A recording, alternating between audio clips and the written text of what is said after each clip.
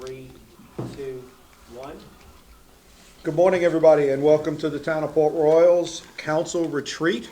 We'd like to thank, first of all staff, council members, and the people that are here for taking their time out on a Saturday to bring this retreat together. We have moved it up a little in the year. It is early. Yeah, you're good. I'm good, because it was not on. Oh, I heard you through that one. So Okay, is this better? Sorry. That's a lot better. Microphone. So there we go. So again, I welcome everybody to our council retreat. We moved it up a little this year, moved it earlier in the year because we had a lot of information that we were going to work towards capital projects, and we wanted to give staff a little more time to prepare the budget. So we wanted to get this information out early and work through that. So thanks again for everybody and council members for taking time on a Saturday to make this happen. And the first item, Van, is the review of our progress for our goals set from last year. Right, and in your packet there is the summarization of what we did last March, kind of walking through what y'all identified as some of those priorities. You know, we sectored it out in must-dos, could-dos, should-dos. You know, must-dos, obviously, sanitary sewer expansion. I don't intend to read all of what's there, but regarding sanitary sewer, we did receive a grant, obviously, and we're working on the expansion of the system. And just so this is Michael Klink, the engineer we retained to help us with capital and all things engineer related. And so the intent of him being here as well is he's given each of you a stormwater infrastructure map, but we also have maps regarding existing water and sewer. And he's here to kind of help facilitate those discussions, because I think what we're going to really be focused on this year is capital in a significant way. Many of you know we've contemplating a $3 million borrowing for projects. We've got $5.4 million of ARPA funds. We're revisiting the TIF list. We're working with the county on the capital project sales tax. And then there's various buckets of federal dollars that are now available that we'll be looking to. I met with a group that will be assisting us with grant writing last week or earlier this week. So I'll get something formal from them here as well. So pretty exciting. But anyways, let's go back to what we had. So the first one, sanitary sewer expansion, I think we've kind of moved that one forward as best we could. We've got a CDBG teed up. You all know as part of that we had to accept a bunch of SCDOT-owned roads in order to get that done. They will take that up officially in March to make that happen. Another one of the priorities we had, or goals or must-dos, was citizen engagement, improving connections to citizens, define neighborhoods within Port Royal, identify leaders, and formal communication with neighborhood groups. We did not do that hardly at all, and a lot of that we're still kind of coming out of this COVID stuff at that point. It's something we probably need to improve on. Stormwater, review existing GIS layer and ensure outfall ownership, budget, software tools that connect, communicate with Beaufort County, ensure collective fees, county commitments, etc. I think we're going to talk about that a little bit. We have authorized some survey work to update something we've been working on. It's a hydrograph relative to cypress wetlands, and trying to figure out what the capacity is and where we want to send and where we want to send it. And please interrupt me. I don't want this to be a session where I talk for 5 hours, because we moved away from that. So this is supposed to be us going back and forth. So if any of this stuff, just interrupt me, please, and talk. And then I will defer to Michael and talk about some other things. Can you speak to that just a little bit? Like, let's just say we think it can hold 15 million, and maybe it's getting at 11 million now. So we need to figure out if there is indeed 4 million gallons left, and who can feed it. Because one of the things we're looking at is how we tie in maybe West Paris and Madrid through Anchor Park through the system, getting it out to Paris Avenue and down. It was designed initially to handle the runoff from the Preserve Apartments and that property and how it gets across the street there. And so we are also looking at the 12 acres on Rebo Road adjacent to the Dollar General and how it would tie into that system. Do we have a good idea what the capacity is now, or really not sure? I mean, we had some ballpark, Michael. I don't. And does it fluctuate with the season? We did a preliminary study, about 10 years ago, we connected all the wetlands together to allow more capacity. There's a preliminary study, there's 2 developments that may be tying into it, so we need to confirm capacity and make sure that the town doesn't want to send any stormwater that direction to help improve certain issues in the town. So we want to make sure the town is set, and then also make sure that these developments have a possibility of setting. Darrell? And, you know, one of the positives of doing that is we don't end up with some of these detention ponds on properties that just get neglected and overgrown. And it's beneficial to have water in the system. So. I know we're going to spend a lot of time talking about stormwater and so forth also, but you said to chime in, and the first thing you touched on was about the town taking over DOT roads. And I had a couple, ironically, this week I had a couple of people that asked me about that. What are the benefits of the town taking over these state-maintained roads when they're getting funding? Are we going to receive that funding that DOT gets? No. Or now is this an additional expense that the town has to incur annually? So why would we put ourselves in that position to maintain roads when the state responsibility, or they get funding for doing so? Well, the reason why we're taking these roads over is in order to expand the sewer system in the Narcissus area. We have to.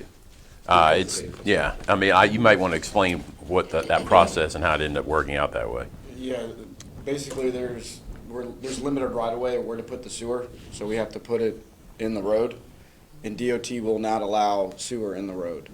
Basically, it's a way for them to have municipalities take over. So those are the exceptions, that we're taking over those roads where DOT is not working with us to allow us to put these infrastructures in. Correct. So if we want to do the sewer, we got to take over the roads, unfortunately. Yeah, and I think there's other, when you talk about that, there's other benefits, like if we didn't own Paris Avenue, every time we wanted to have a festival, Right. we would have to go through the state highway department and do resolutions to close it and get their approval, and we'd have to pay. I mean, you're absolutely right, there's the positive and the benefit. There's the positive side. The negative side is it does become a tax-based requirement for us to maintain the roads in that aspect. That's So good, it's- because my response Yeah. to them also was, particularly we have some infrastructure projects that we're implementing and so forth, and that's why we're taking over those roads also, but I just wanted to make sure that we're speaking from the same sheet of music. And some of those roads need to be repaired. And that they And the only way to short do on. it is if we put that sewer in with that money, the ARP money, we'd be able to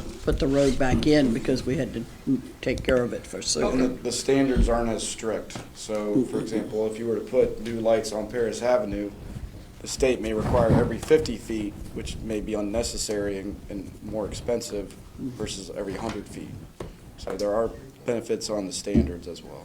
Right, width of lanes, I think, is another one. To keep traffic moving slowly, make roads pedestrian friendly, narrower lanes do that. DOT is emphatic about 12 feet. To get them to go to 11 feet takes years, and that really is, a lot of times, we'd like 10 feet. And we're always at lane the bottom widths. of their pile. Yeah, so those are some of the benefits to really, it turns into a benefit of how we like to be in Port Royal and be on the streets and what we want to do and the amenities that we want to offer in those ways. So we have to consider that each and every time we look at that. And sometimes we can take some right of way back and turn it into land that's developable. You think about some of these roads where you've got the acceleration, deceleration lanes, and if some of those were able to become part of the park or part of an area, or increase development or move development closer to the roads, those are the benefits. And I'm told also, if I'm not mistaken, that even after we have accomplished what we have, that some municipalities have done this before and then later went back and the state took it back over. That's never not heard happening. that. The state is no longer accepting new roads into their system. Okay, they're not Yeah, that's- anymore, yeah. okay. Well, I'm glad we're having this recorded dialogue also, so those that are watching, they can be informed as well. The only thing that I find, we understand we did these roads, it was important to do these roads, but I do find there's still a little bit of a double standard. Michael, you know what I'm talking about, maybe you realize what I'm talking about here, is that a water line is still allowed under the roads, and you wouldn't have to accept that one back, but a sewer line is not. But I also understand that the maintenance requirement and what possibly could occur and the maintenance levels of a sewer line versus a water line are also different in some ways. I was going to ask Mike, if they won't do a sewer line under the road, is that a policy or is that just specific It's to a us? standard, That's and not just only policy. that, Okay. it's also an opportunity for them. To get rid of that to get rid road. of it. That's why they do it. Yeah, Well, I get it. I just didn't know if that's the It's a policy standard. or if that's just something It's a specific. standard. it came out, it was about 6 years ago, 6 years ago. They updated it's called the Manual for Accommodating Utilities in Public Right-of-Ways. And they said no more. It was a lot of pushback on that, but it got through in a lot of areas. It went through, and it's actually affected the ability for utilities to do, municipalities Yeah. specifically to put in sewer, like we have water And authority. there's different design standards where you actually want to put it underneath the road. So, there's just, they're standard. And this is kind of a nice segue because, Michael and I met to talk a little bit about what we were going to talk about today, and obviously trying to get a little bit of a grasp organizationally of what our priorities are. But I think you wanted to touch on a little bit on what we're seeing in terms of costs and estimates relative to these projects. So, we knew we were taking on extra costs having to address the road issue, but you may want to speak to what you're seeing. Yeah, cost right now when it comes to utilities and that type of work is 2 to 2.5 times right now. It's taking 4 to 16 weeks to even get pipe. And it's just, it's just the labor shortage and the supply shortage, and then, international things that are going on right now too are not helping the situation. So, we may have $5 million set aside to do a particular project. It's not going to get you as far as it used to get you. So this just needs to be considered when we're doing all the planning for this. So. Right.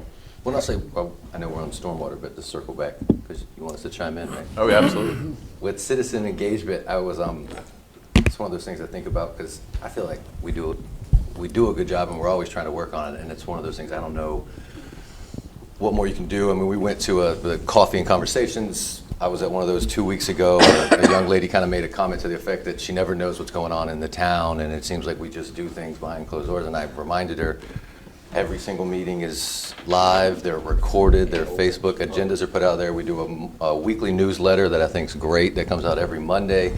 She didn't know about the newsletter. She thought that was good. When we have open spots on some boards, as we saw with the redevelopment commission, we had too many people. Then we got some boards that, we can't get enough people. So I asked her, what else do you think we could do to get, we have the porch parties, which I know council members are always at. I feel like we're in the community. So it's just discouraging to hear that sometimes from like, y'all are, I never know what's going on down there. And it's like, I feel like we're in the past couple of years have become extremely transparent. So, I encouraged her to, if you can think of anything else we can be doing, please let us know, and anyone else too. And especially the council meetings, they are live. Excuse me. And Joe, I know you have a lot of questions about the shrimp docks. We go over it every week and it's put out there. And, people are, what are you doing with shrimp docks? What are you doing with shrimp docks? Well, we're working on it with the maritime lawyers. We've had to go put a pump on a boat to keep it from sinking, but we're trying to overtake those boats because if we don't take them over and get them out of there, they're going to sink right there. So every week we go over those kind of things in our meetings. Van goes through it every week, so. And I see the emails that we get, and council's responsive to those. So I guess I'm just saying that I think we're doing a lot on that. Maybe sometimes we just don't see it, the results from it, but I feel like we have done an improvement on that from the last year, from a must-do, absolutely. So, Well, I think, one of the things that we talked about and that we probably need to follow up on is trying to get the neighborhoods a little more organized. That's one I'd like to see. HOAs. Yeah. Meet And with the try to get them, HOAs. meeting even quarterly, have somebody from each of the HOAs or neighborhoods show up. Or even knowing when their meetings are happening, so council can know if they want to go to one of their. And they're hard to meetings. get to, because I've talked to people that live in those, I've been living in those neighborhoods. I'm like, have you got a HOA? They're like, yeah. I'm like, well, do you know who's on the board? No. Do you have any contact? No. Do you have, okay, it's like, Azalea Square's got a gate up now, so I can't just go walk in and start knocking on doors, like, who do I talk to over here? So, I just don't know, I mean, I've looked into trying to get contact people in some of those neighborhoods, and I have too, yeah. and I've even looked into getting, even of them because a don't have lot of them websites. have those cabana-like areas that, you know. Yeah, I know could there's go a over Shell and- Point Facebook, like Friends of Shell Point group on Facebook, but a lot of them don't, you know. I'll participate. They're not, yeah, Chef Point's not the same. But I'm just like people over there, like Right. that maybe they know somebody. I'm always looking for, or y'all have any meetings that are going on, but, you know. I'm sure there's a, We know what I the know what do's you're and do saying. nots. Let's try to find I'm sure there's a Shadow Moss page, I'm sure there's a Contact person. Picket Fences page. They're private pages. You have to live in the neighborhood to get authorization to see them.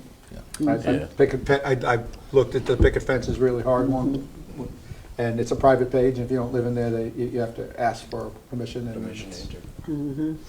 Shadow Moss, I think, is the same way. So, that's one we have to keep working on. It's hard. I mean, it seems like no matter what you do, Yeah. there's always another way. I think the one question I did hear, and I didn't know the answer to, and Sean's in the behind me, so he may be just, our videos are on Facebook, but is there a link on the website that if somebody who doesn't have a Facebook account can go and just do it without an account?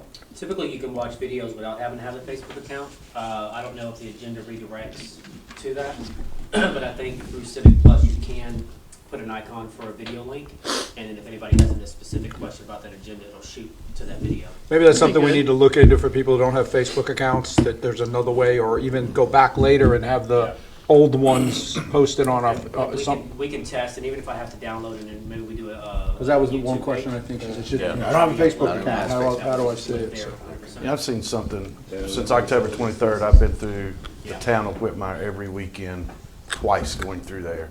They've actually got I'm not saying we do this, but they've actually got a reader board at a certain area, and it's like a ticker that talks about, you know, I've seen them put up mask mandates, I've seen them put up vaccine, I've seen them put up council meeting, I've seen them put up this.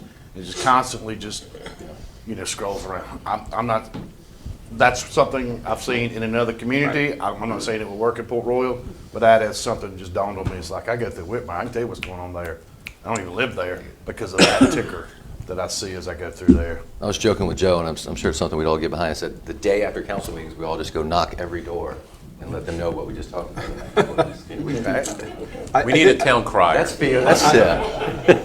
feasible, right? I think the statement actually I said is the one thing we're not going to be able to do is do a personal call to you after meetings and let you know. I think that was A actually. robocall for the whole town? Right, yeah, that's the statement I made. But you're right, civic engagement is a very, very difficult thing. There are people who really like it, there are people who don't like it. You're never going to meet everybody's needs. We just got to do our best, and I think we're doing a good job. Yeah, it's a Social media definitely helped, that's for sure. That's the irony of it all. I mean, there's so many different platforms where the information is available that were never, ever available before unless you actually sat in this room and watched the meeting Right. in person, you know. I believe a couple of years ago, Sean had given us an update on the number of watch or of our social media page, and in me going back also and looking at some of our meetings, at some points we have a high review of our meetings, and so definitely and the middle-aged and older population, or more mature population, are savvy, and they're watching a lot. They're taking advantage of social media. A lot of the younger kids, they're not interested in that stuff, because I share it with my kids so that they can see what's going on, but they don't watch it. But as I said, just looking back at some of the numbers in retrospect, a lot of people are actually viewing our meetings. And I think, I asked the mayor to get a TikTok account. well, all of us, I was gonna say, all of us have Facebook, and I know we all share on our Facebook too. That's something that we do personally. Yeah. We share stuff to our Facebook. And I don't deny I'm probably the least amount to use Facebook. When important Port Royal things happen, I use it in that way, but I am. But I've seen you on it. I'm on it. I don't deny it, but TikTok, I like that. Actually, dancing? yeah. But one thing I think, How many? Kevin, I think you should be in charge of the The TikTok. TikTok I've account? gotten that close. I Yes. think you should. Have we, I've got a couple of TikToks out there as we speak. I sure do. Good. Somebody got slapped you and you realized not to okay, do let's it. calm down. But how many people? How many do we have on our newsletter?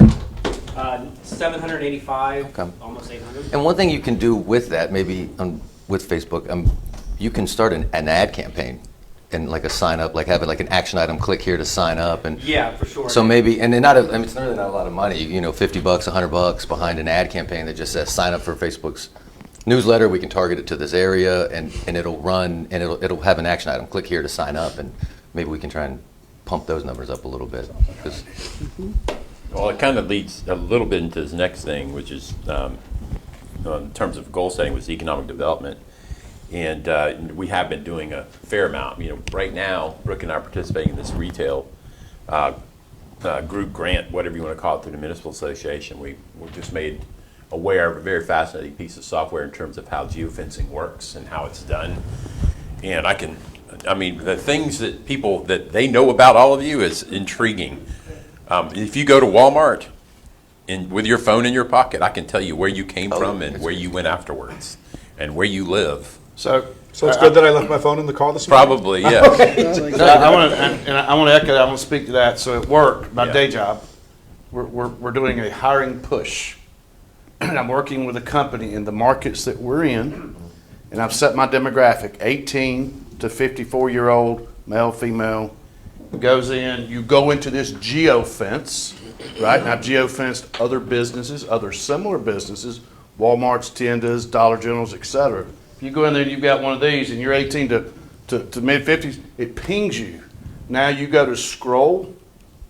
You're scrolling, just looking at Google or whatever, and these ads come up. You'll see ads from my company saying we're hiring, and those ads are good for 30 days. And then that technology is even reaching out across to billboards in the community and stuff. As your phone goes by, it picks it up, it pings it, and then as long as you geofence it, and it's worked great for us. Yeah. It's worked great. So if you get an ad from the greenery, Now know what? I'm outside your demographics. Yeah, Good. sure. I'm barely inside of it. demographics. those things are shoes. I mean, when you go on vacation now and you start getting Yeah. local ads for like a local politician, I'm like, how does he know I'm here? It's that Yeah. geopink. you could sit at another landscape company, and all of a sudden you're scrolling, and an ad comes up from our company. Yep. It's like, oh wow, the greenery's hiring. So yeah, that is cool. That's why this. And it lasts for 30 days. So yeah, I mean it's huge. Yeah, but in terms of the previous year's goal setting, we've really picked up that effort. Obviously, we've engaged with 303 Arnett Muldrow to look at the corridor study, so all that's plugging away, moving forward. But in your folders that we provided each of you, we got a number of reports relative to our market conditions and information. When you get an opportunity to click through it, it was a pretty fascinating look over what's kind of trending and what's happening in Port Royal relative to economic development and retail. So, and that coupled with what we're doing with Arnett Muldrow, we'll have a pretty incisive product at the end of May to kind of really get a accurate picture of what is happening in Port Royal, what could happen in Port Royal, and a ton of more accurate demographic information. So, and we've got a 1 week window, hopefully soon, to really dig in. Like, we'll be able to literally draw a shape around when we had soft shell crab and figure out who was here, where they came from, and where they went afterwards. Right. So that we know who we could That's what I potentially can- target in terms of wanting them to return to the It festival. circles back when we have another Where it's not festival. It circles back and Right. updates them. Yes. Yep. It's intriguing and scary software. And all of this is being done because we're trying to focus on economic Yep. development. Right. That's, I want to make sure everybody understands that, what businesses can we attract and can we show that being in Port Royal is the right place to be? Has nothing to do with who's coming to our town. We want everybody to come to our town and visit our little town. But we want to use this information to attract businesses and investment in Port Royal. Yeah. So next on our list of goals last year, I'm getting to the should-dos, and that's Spanish Moss Trail. I think y'all made some progress with that. We did do the resolution. We have met with the DOT. I've walked this site Dean Moss flagged out the potential easement for the location of the temporary easement. And I walked it with Representative Safe Harbor last week, and they're going to move forward and Dean asked them to walk it prior to them creating the easement document, and they seemed pretty satisfied with the way he had laid it out. Yeah, but so. it's really a trail easement at this Yes, point. yeah. It's just a trail, not temporary, but it's a trail easement that may Right. be relocated in the future. Yeah, and so we're working with the county on a larger federal grant for that crossing, so that's good. Can I just wanted to bring up something. I don't know if we were planning on talking about it later, but it kind of goes with a lot of these must-dos. And that was, we kind of discussed it a minute the other night, but about expanding our grant writing and getting into that. I remember in our last folder, there was a list from, and it was money that was being released from the bipartisan infrastructure. And it had 25 grants that are being released in the second quarter and third quarter of this year, all for local governments and municipalities. And it is just a ton of money on all kinds of issues. And I mean, it's almost overwhelming because you would need, I mean, someone full-time in there, like Didn't you just say supplying to you all of hired those. somebody? Yeah, I've got a group, the MRB group, that one of their specialties is grant writing. And so they are preparing documents to formalize the relationship between the town. So they're very tied in and tuned into the way a lot of those federal dollars are moving through. And so I've asked them to be a part of our team to start that, When would they be looking to, and hopefully next week. okay, Yeah, so That'd be next great. council meeting maybe? yeah. Okay. But maybe if they can come, well, maybe they may have to do it remotely, but have them come in and Okay. make themselves aware. Yeah, I think we lose a lot of opportunity there.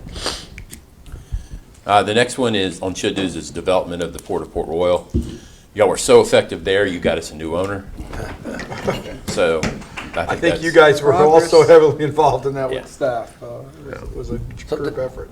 Speaking of that, I was going to ask about this, if we could ask from the town, and there's no big rush on it because it's not, nothing's coming up, but it would, if we could get like through the development agreement, kind of like a one-sheeter on like the timeline and goals that were set up, just to have those, so like what's supposed to be done in year 1 to 3 and 3 to 5 and 3 to 7, just to, because the development agreement's, it's dense and it's a lot, and if there's any way, I mean, I know it's a ton of fun to go through all that, but just kind of a cliff notes on the timeline, just to make it easier for us to, we made agreements with partners, and I think, it's easier to hold them accountable when we're specific, like year 1 to 3 is coming up and this is supposed to be done and it's not, or, you're just, something like that, if that makes sense at all. Excellent point, because inquiring minds wants to know, what's going on Condense down it. there in Port Get Royal. a cliff notes. So if we have that one pager, then 'Cause of that course, this is what's being proposed. It was interesting, as I drove around a little this morning back in town, I went by the port,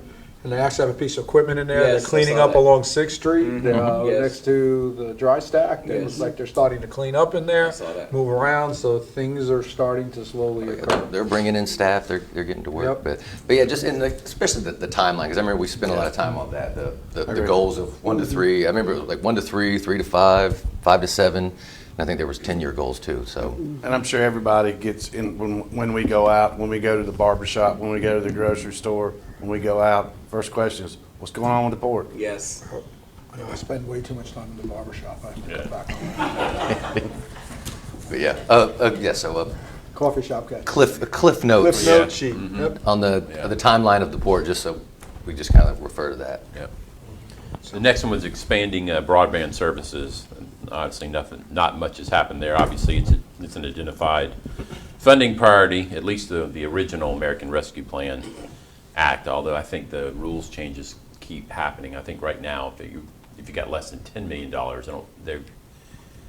the parameters in terms of how you can spend the money have almost been completely relaxed. So that's another thing this group works on as well that I've Yeah, there's a engaged. ton of money for that. Yeah, well, I think part of that is, we've identified it as something that needs to happen in Port Royal, but really, it's happening regionally, and it's going on, and I think it's something that's gonna, when they do it, they're not isolating, not in Port Royal. It's really happening regionally, and broadband is being expanded all over South Carolina. It's a very high push.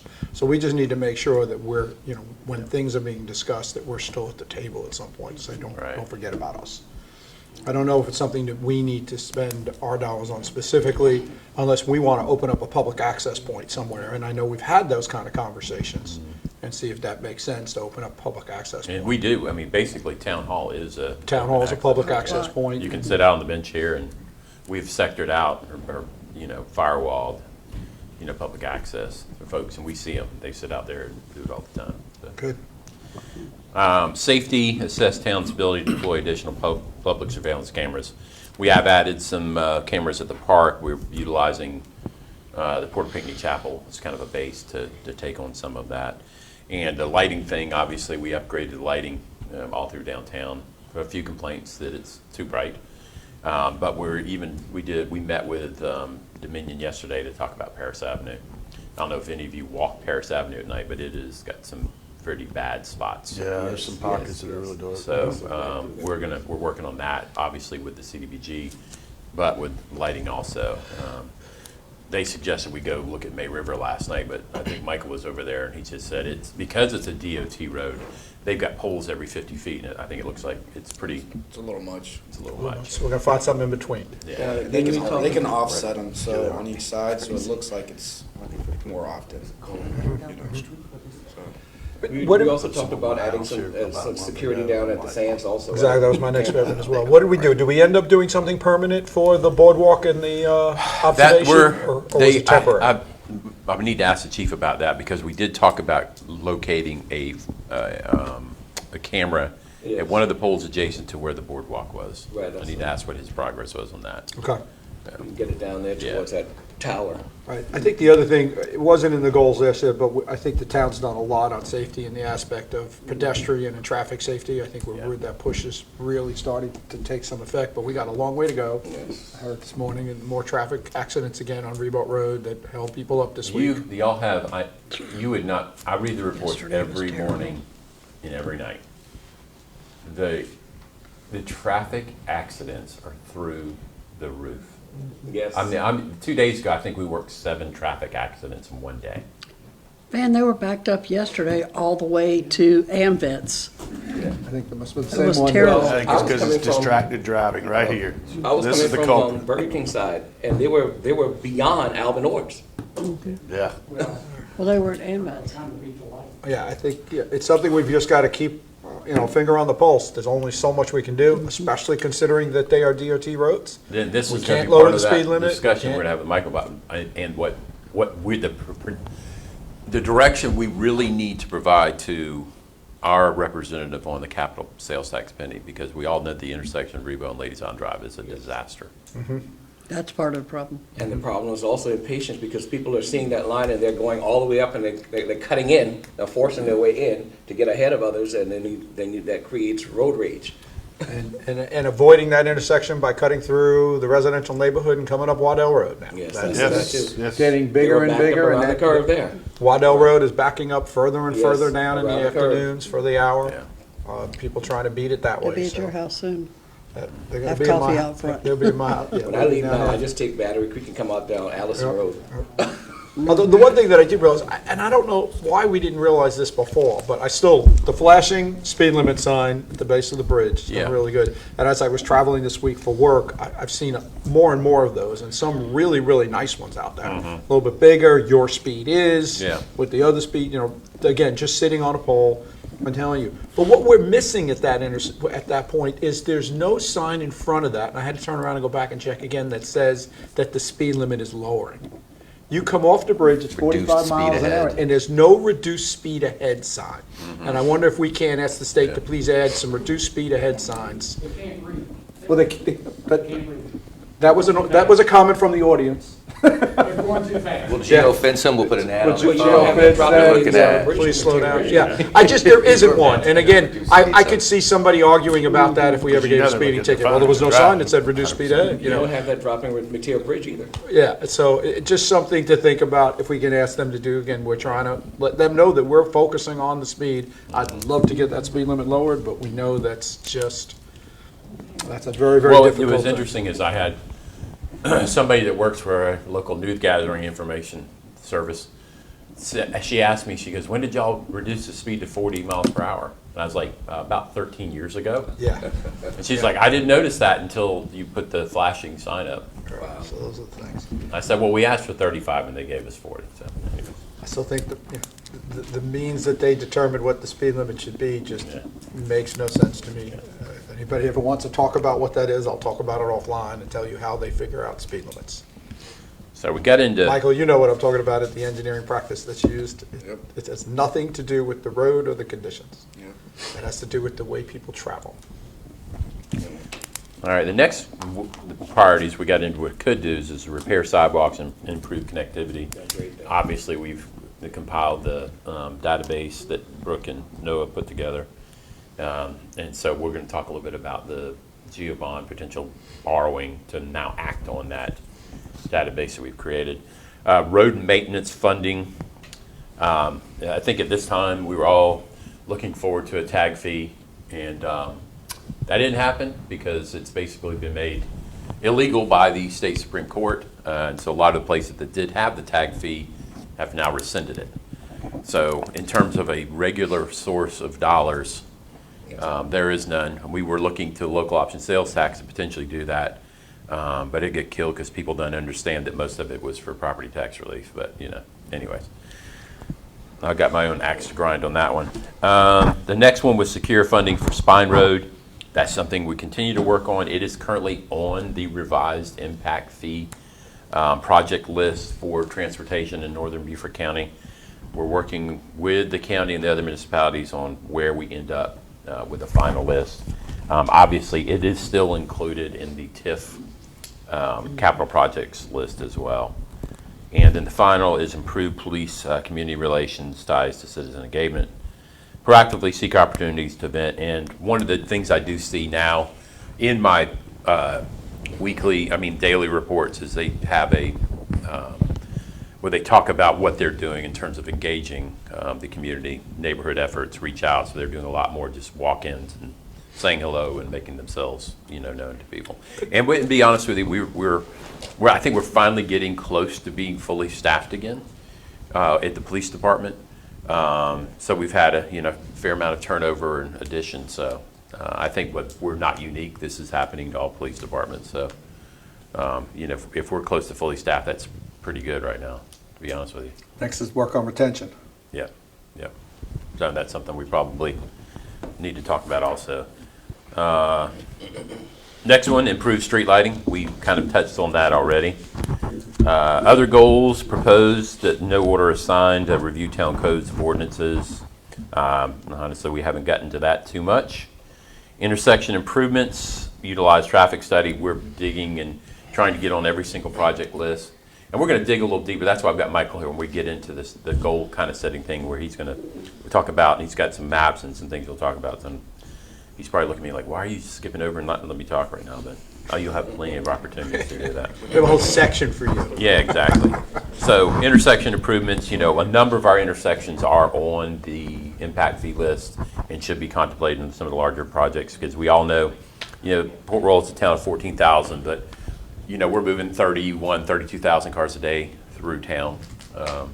And so all you have to do is drive during the rush hour in the afternoon and in the morning to realize what's going on out there. So there's several choke points that should be improved. So promote events and festivals, restarting events, I think we're there. I think we've already got Soft Shell Crab kind of teed up and ready to go. I spoke to the street music person. She's finalizing the lineup right now. We worked out some issues with hotels, which we've got squared away, so that's good. Organizational excellence, seek ways to continuously improve basic municipal services. That's a ongoing effort. Assess needs for improved communication tools, technology. I think, but you breezed over that, but Yeah. what the staff did during COVID and the lockdown of this building, if that didn't meet that ways to allow services to be available, when you guys were amazing during that and the way how you accommodated people that needed to do business with the town and the way the whole staff, everybody from public works through admin and police, made that happen is exactly what we were talking about, and clearly that you understood the goal of council and moved forward with that. Thank you. And study, assess incentives to attract business and employment opportunities for Port Royal citizens. Are we utilizing the abandoned building credit? I can tell you that that is being explored. Tie any council adopted incentives to market assessment and diversification goal. Communicate, advocate market assessment, economic development goal with strategic partners include the Beaufort County Economic Development Corporation. That one's interesting. I think what we're doing in terms of the Arnett Muldrow study is good. The participation of what Brooke and I are doing will be helpful because even at the end of that effort, we will get a market report. So we'll have everything the Arnett Muldrow study teed up, which actually will prepare a couple of sites that, if we met with, let's just say Dunkin' Donuts got rejected someplace and they needed another place to go. There might be a site that's ready to contemplate that. Because I can tell you, you can hate drive-throughs all you want. That's the way, that's the Common where they're thing. going. Yeah, I mean, I have talked to Common more has told us that. franchise operators in the last couple months than I ever have in my drive-thrus. entire life, and that's the new reality. That's right. So, Well, we're ready for Dunkin' Donuts. well, here. and they just you need to make more on-site accommodations so you can stack your traffic That's it, it's better. just gotta be done. They might have to look at how they're done now, because I will say, during rush hour going down Boundary Street, and you got 4 cars sticking out from a Dunkin' Donuts into Boundary Street, it's like, okay, somebody's about to get hurt here. so. Chick-fil-A got smart. Chick-fil-A. Chick-fil-A. They shifted theirs on the other side, so. Well, go look at the Krispy Kreme on 17 in Charleston and West Ashley. Yeah. Right. Yes. I mean, I can't imagine what the traffic counts on 17 through there. Just coming out of the street. Yeah. So it's a combination, of two things. One, that's the new reality. Two, The signs on. they need to make more site accommodations to the stack. And then one of the nods to that is to go to the dual drive-through window and double it up. And So. having those And if you're- drive-throughs in the backside, like the Wendy's on Ladies Island, that their drive-through traffic comes in off of Publix and that back road.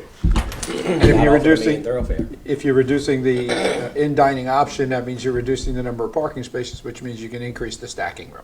Right. Same, you have to utilize the same size footprint, you just utilize that footprint in a different way. So we have to look at our ordinances and codes and say, how can we accommodate what obviously is the new norm for the next couple of years, and then it'll change again, because that's just the reality.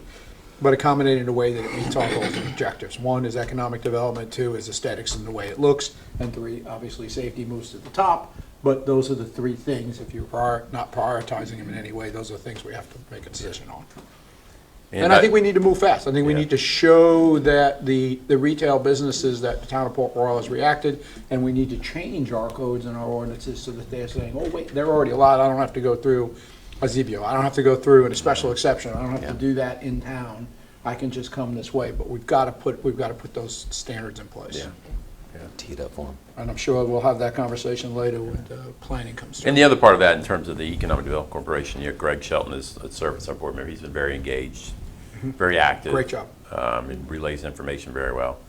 And so, I think that's going pretty well. He's a good fit for that. Yeah. Right. Talked to him And he yesterday. understands the retail needs of Port Royal, and he's really working them, real hard with them. Yeah.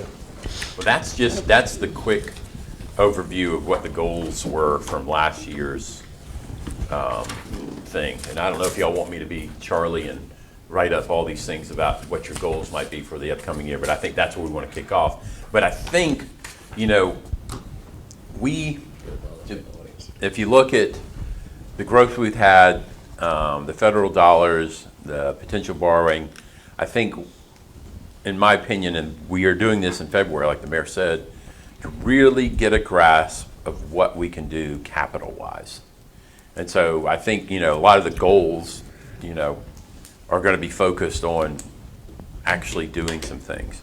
But with the reality that Michael pointed out, that supply chain and cost, Yes. and, we'll have priorities, and, do we do things in the short window because we've got timeframes related to federal dollars? And when do we tee up some of the other stuff, hoping that maybe there's some changes that occur that might hasten some of this, or, money's cheap right now. When's that going to change? April, March. Yeah. I know rates have kind of leaked up a little bit, so. So let's talk about what our goals are for this year and maybe the next 3 years. Yeah, I think I want to offer I don't know that we need to go through the exercise. I think a lot of our goals are going to be rollovers because things got pushed back because of what happened with COVID. And a lot of them are just rolling forward, and we really need to think about reprioritizing some, or are there any new items? I think, sewer has always been a very strong goal, something that's close to That's the top of the list. right something there that's for me. close to my heart and important, but I do wonder if we should have that as our number one goal or not.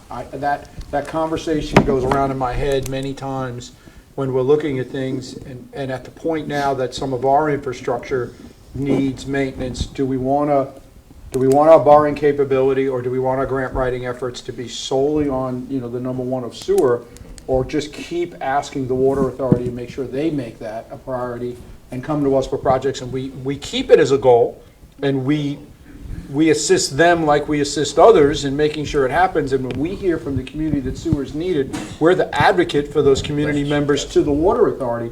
Remember, this council chose many, many years ago to merge with the water authority because they had the capital.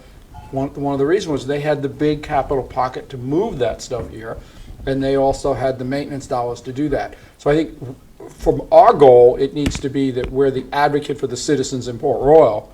And I just wonder if we don't take a little bit, step back for the next couple of years on financially being the one that comes forward. Because we're maxed out on grant writing anyway, right, with sewer right now for the next couple of sessions? I think so, and I think we're already looking right in the face of having to do an extension. Absolutely gonna have to do it. Extension. I'm sure, and I'm hoping they're open to extensions a lot easier than they have been in the past because of everything that happened. They have been, the plan is really to get the bids and then talk to the contractor when he's able to get the materials, then request the extension. And then So we request try to do it one time. Okay. And So maybe- I just wanted to open that up as kind of conversations to council on the thoughts of that aspect. I'm And not, just real quickly, what Michael prepared, basically an overview of where water and sewer are and what they're really doing water-related in town right now. I think we hear that first, and then we You- start are you making okay some with that? decisions on that. Yeah, Fine. that's fine. I think we have some financial dollars available to assist, especially when it comes to Yeah. economic development. If a business is coming to town and they're looking at a property that doesn't have sewer, Yes. how can we assist that? Because that's one of those areas that the water authority's not gonna have any financial dollars. If you're commercial, you pay for your own. And that's where we should have the dollars available to say, how do we help commercial businesses get the water and sewer they need? So Michael, I'll let you kind of talk further on that one. Well, can I ask really quick? Uh-huh. Just, so if we didn't take on the blunt of that, and I know this is right in your wheelhouse, how is sewer funded? So. How is that process? Obviously, I've been retired since 17. Water Authority has different ways that they can do stuff. Gotcha. But they have a program in place. It's called community sewering, which requires a vote by the community. It's what's known as a supermajority vote. Okay. So you have to have at least 75% of, the numbers are maybe off. You have to have a certain percentage of people who actually do vote, and then it has a very supermajority to win, just like a supermajority in a When you say council community, vote. is that the city limits of Port Royal, or can you make a community? You can It make a could community in a strictly be community. neighborhood. Okay, so You can take 3 blocks, 4 blocks. And say that's a You can all come community. together and say, this group wants sewer, and that vote can happen. But what it does is it ends up being a tax burden on your taxes. Okay. Okay, so the water authority puts some money into it, and the rest goes to either 10, they can do 5, 10, or up to 20-year tax burden. And they tax just those? They tax just those that voted on it, and it has to be the supermajority vote to win. That's one option that's available for community funding sewer. The other is it's just a need like we bring forward, and the Water Authority agrees on that need for economic or for environmental reasons, and it just goes into their normal CIP plan, and it gets funded out of the CIP that we all pay for. The third is grants. The Water Authority itself cannot write a grant. In most cases, we as the municipality have to put the grant application forward, And then if there's matching, we can ask them to match, which is what we did on the last one, or we can match. And the AARP dollars is now a new kind of bucket where we can say you can take the AARP dollars and we can divert it towards the water authority for certain areas. Man, did I miss any, Michael? Did I miss any, or did I kind of? I think you nailed it. I think I kind of covered them Cool, all. thank you. right That there. gives me a good- Yeah. yeah. Right, it understands, but I think, the one thing that I think happens is because people live in a municipality, they still think sewers are, even though we don't own it, it's still our responsibility to help them, and that's the voice that we have to be. So I know we've had a challenge seating our new representative with BJWSA. And obviously we got to put some pressure on that. Is our current representative still representing us? Yes. Yeah. Okay, okay. Yep. It's like any other board or commission seat, you know, your term limit's up or your term's up, but you stay in place until the new one, new one is there, until the new one is ratified. And again, I heard from the Beaufort delegation. I checked on it this week. Meeting has not been scheduled. It's been since August we've been looking to do this. A meeting has not been scheduled, and there is no meeting currently scheduled. Well, maybe we should talk to the one that's on there and have her see what she can do to help us. Yep. There you go. She is apparently the person. Let's get it done right. until we can get the other one seated. And I need him to meet because I've got a Just hard face. grant in front of him that I'm waiting to fund the Naval Heritage park improvements, and they have to act on these applications. Yeah, so that's a good point, and I'll make sure the rest of the council understood that. So we have a grant application in front that we need the delegation, again, the same Beaufort delegation to meet, to ratify that grant, to move forward on park improvements at the Naval Heritage Park.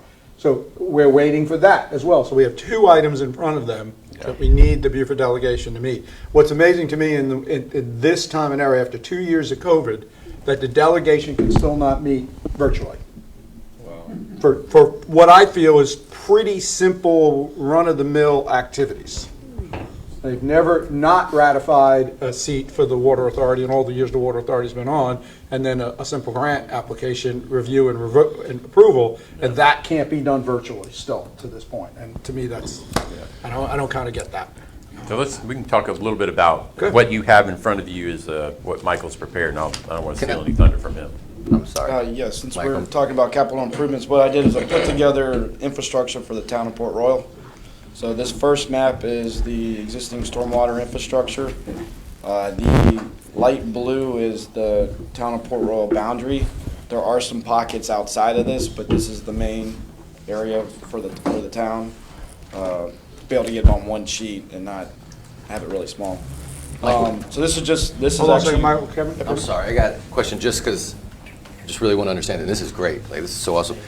But with the key, can you kind of just run through that with me and what, because I Sorry, understand sewer, I'm so yeah. used to looking at maps. So, I mean, I see Explain it. three different, So- roadside pipe, roadside So pipe, this roadside is- pipe. This is taken from the county GIS. Okay. So they went and collected all the data, and if you look in the downtown area, there's probably a lot of missing data.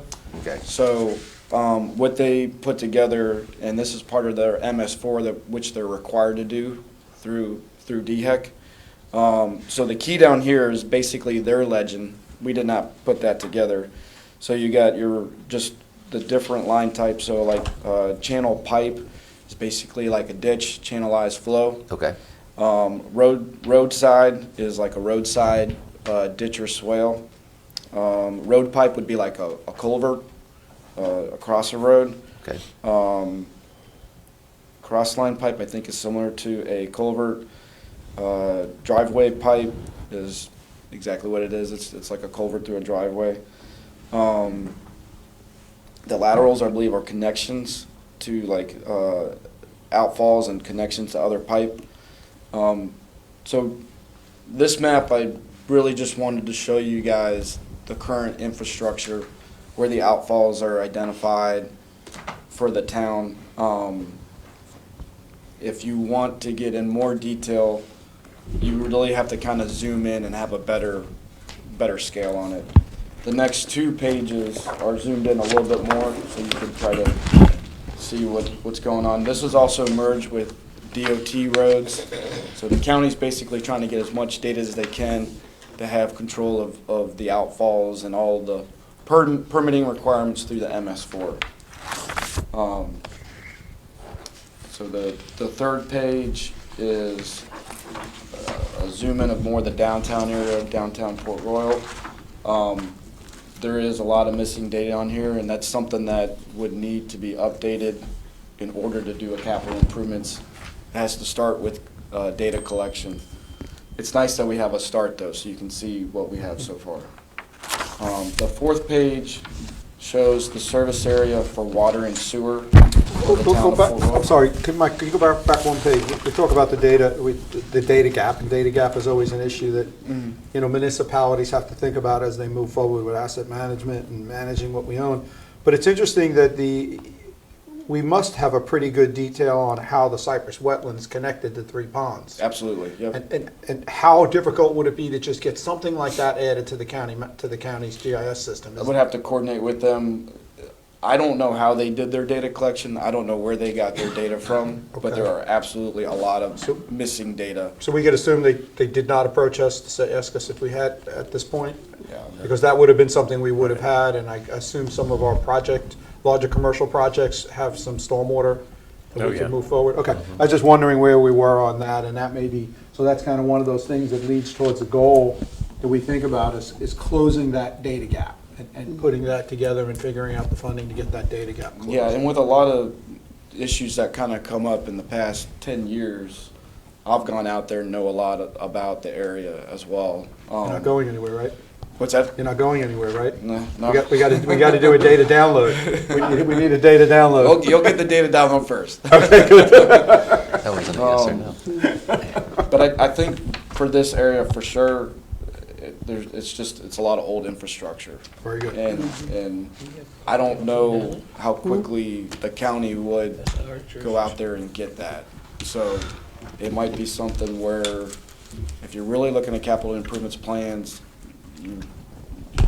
we would probably need to go out there and collect that data ourselves. And so you see a lot of these outfalls at the end of the roads, near all our waterways, et cetera. So those are just pipes dumping into, so that's more, that speaks a lot of the Cypress wetlands because we know that's a natural filtration system as it goes down through there. Yep. Before it's released.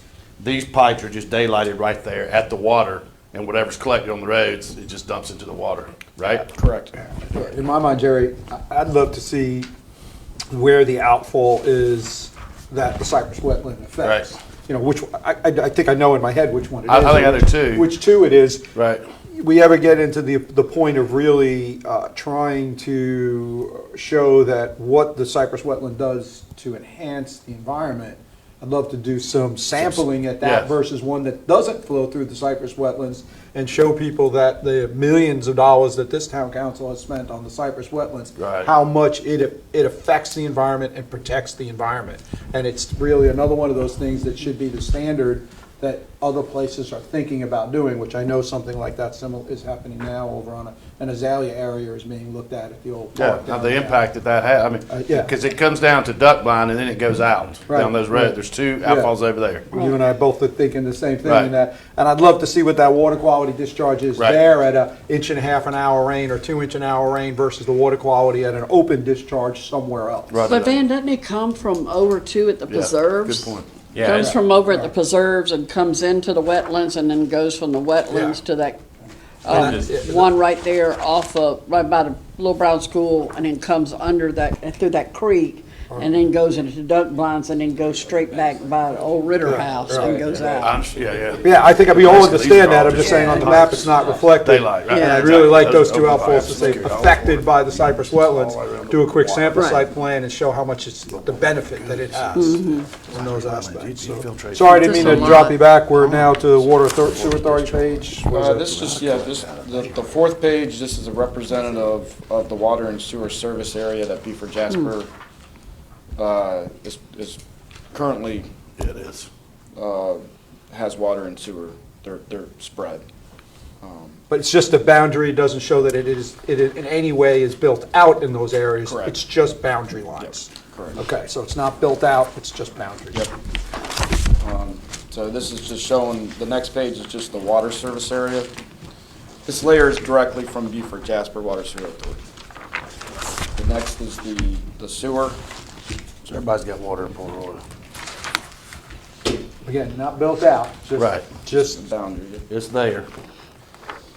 And then the next page, if you want, the next couple pages, if you really want to dive in and see what water lines and sewer lines and where they're located, if they're force mains, where the pump stations are. And this is really to start getting an idea of where these water and sewer lines are. So if there was a decision to do something on Paris Avenue, depending on what the funding needs to be used for, you might be able to upgrade the type of material that is underneath Paris Avenue and/or coordinate with Beaufort Jasper Water and Sewer Authority to have basically a partnership while the road is being, if it opened up, that they could go in there and replace the line, and they would definitely be interested in that if the line needs to be either upgraded or replaced. And Michael's going to touch a little bit on what they're doing now, so you can have an understanding. And I think one of the things that, as everybody's going through here, you get to the map where we're showing Paris Avenue on there. It's it's very interesting if you look at the Paris Avenue map, the lack of screen on Paris Avenue. So that's the lack of sewer, straight down Paris Avenue in that way, which is where we're trying to focus some economic development, some hometown stores, some stuff like that, and that can sometimes be the second most costly thing to build, being the building is the first and then sewer is the second in that way. So you can see the lack on Paris Avenue from that aspect, and then we also, we know about some of the other fringes along the river that we're already trying to work on, like 16th Street Extension and other areas in that way. Sorry, Mike, didn't mean to jump in there. No, that's a great point. Yeah, so that's the last page where it kind of says exactly, shows the water and sewer for the Right. downtown area. Yeah, and then the other two to recognize as well as you go through these maps is just follow the Ribault Road corridor. Yeah, look at that. And you will see just the same lack of sewer along the entire Ribault Road corridor in the town of Port Oil. So those are the two that we say, when I talk about sewer not being a priority, I don't mean in any way that we don't, this needs to be a priority. It's just, how do we make this a priority? Is it our number one financial priority, or is it one that we've got to figure out how to support in that way? I just want to make sure I clarify. I want to get sewer everywhere, but I just want to figure out how financially we do that. Is that our number one, or is it our infrastructure at this point, because we've got some infrastructure needs? Yeah, and if you look at that page where it shows Columbia Avenue intersecting with Ribault, I mean, the town with the remaining TIF that we had for the Millennium Project, I mean, we paid for that. Right. I think we got a lift station. I think the Beaufort Jasper worked with us on the lift station there. You see SS 34. Yeah, it got relocated. Yeah, And it was deepened, yeah. so that it could do more. A lot of septic.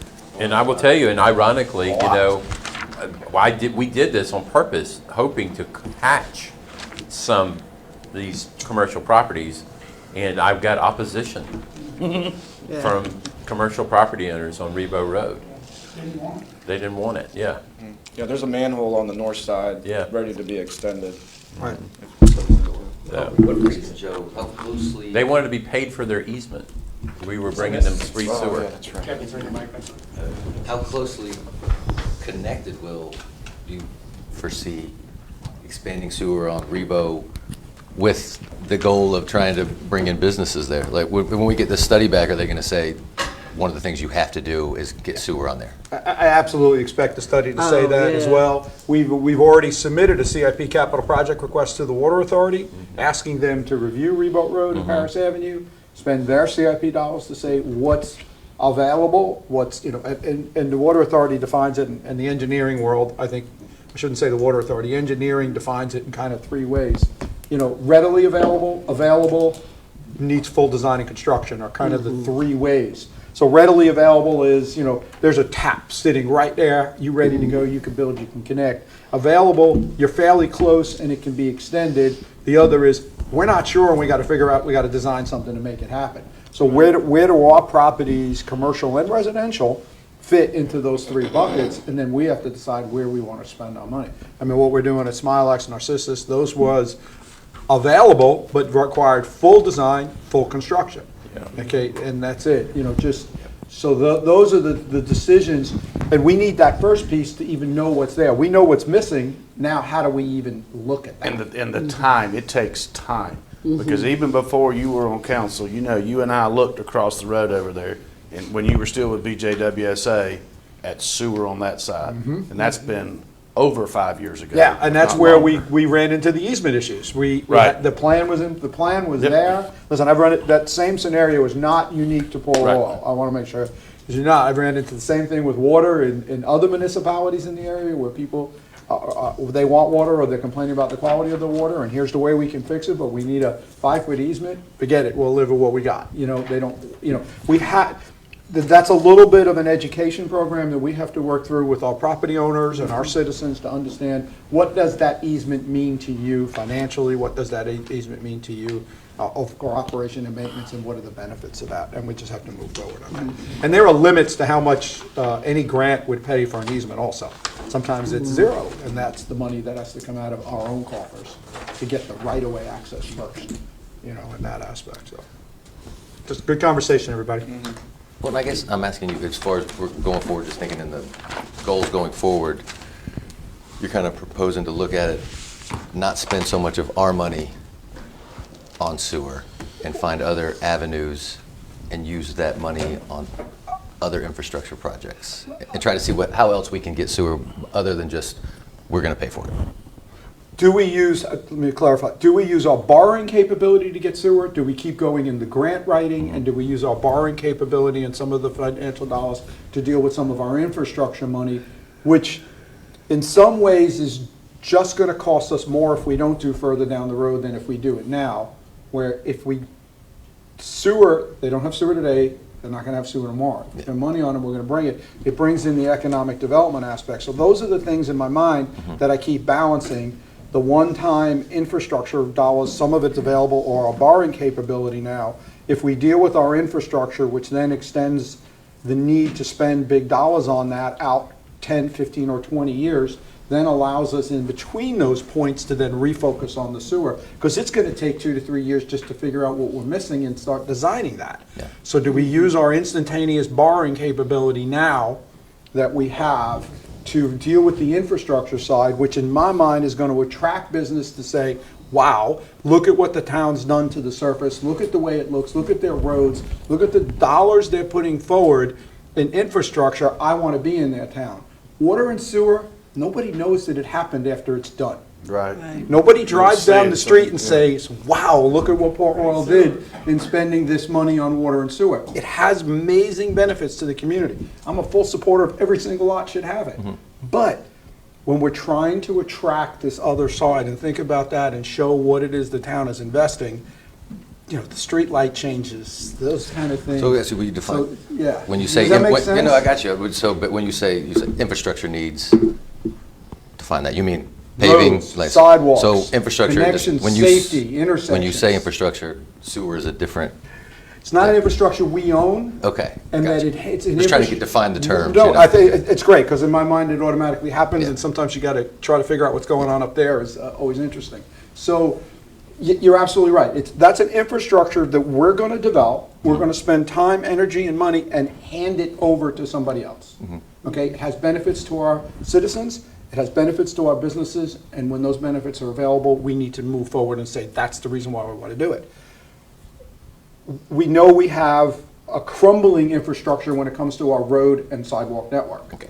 And that's the piece that I say right now gives us the biggest bang for the buck when we move forward and say, I want to live on that street. I got a sidewalk and easily connects me to the Cypress Wetland, easily connects me to here.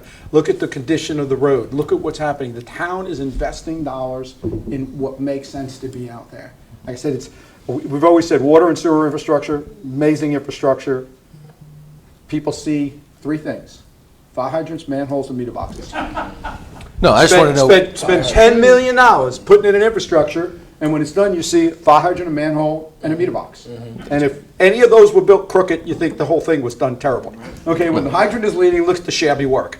Could be everything else is perfect under the ground. So that's the reality. But when you build a road, people drive down it, and there's no potholes, and it's safe, and people can walk down the street and go jogging in the mornings. I want to live in this town. I want to have my business in this town. No, I just wanted to know, Am like I I said- explaining myself a little Yeah, bit that's more? better. Like I said, because when you say infrastructure, in my mind, I just think that's all together, but you're separating them and. I am separating them Okay. a little bit in that way. Not that they're both extremely important. Where do we spend, as we're going to get later, into what could be an option here available? Sorry, Mike, didn't mean to steal that stuff. No, that was great. That was really good. So moving on to the next page. So the authority, they have their own CIP that they put together and what programs they have for improving their asset. And one of the ones that they're doing right now is galvanized water pipe replacement program. Maybe 10 you years I it. started don't know. that one. 10 years, it's coming to fruition. And they are currently doing that, which is great. And there's a lot of 2-inch galvanized in the town of Port Royal that is actually in the program. They have where they're doing it right now, and then 3 years and 5 years. And I was able to get this information from the authority. They were able to share it with me, and I don't have a time frame of when these things are happening, but it is a great resource to see that they are making progress and they have a program in place. And I think that's important because the authority is really doing a lot of water main replacements. I would say new sewer is not as much because it's more difficult, I think, to get a return on that. So the water is a really important piece. Everything's very important, but the water main programs that they have in place is a 2-inch water main going to a 6-inch helps fire flow. It helps flow for the entire system. So these are programs that really benefit the authority and also the residents. So if you flip through, Keith, did they talk to y'all about water line issues and where y'all might see flow problems related to fire hydrants or anything like that? Not recently. I know Reese has met with them on behalf of the city about overall Yeah. infrastructure needs, and that maybe came up between him transitioning from fire chief to Yeah. deputy city manager, but I have not had a conversation. Yeah, I didn't know if that was part of the decision matrix in terms of where No, they were. one of the things in the decision, the Water Authority no longer installs 2-inch. I think that's an important piece. So if an infrastructure is done, it is automatically upgraded to 4-inch at a minimum, and then possibly 6-inch when they look at, is there fire hydrants in the areas? So those are the pieces. I mean, obviously now we've got this list, 16th Street, 18 feet of pipe in that, in one little section.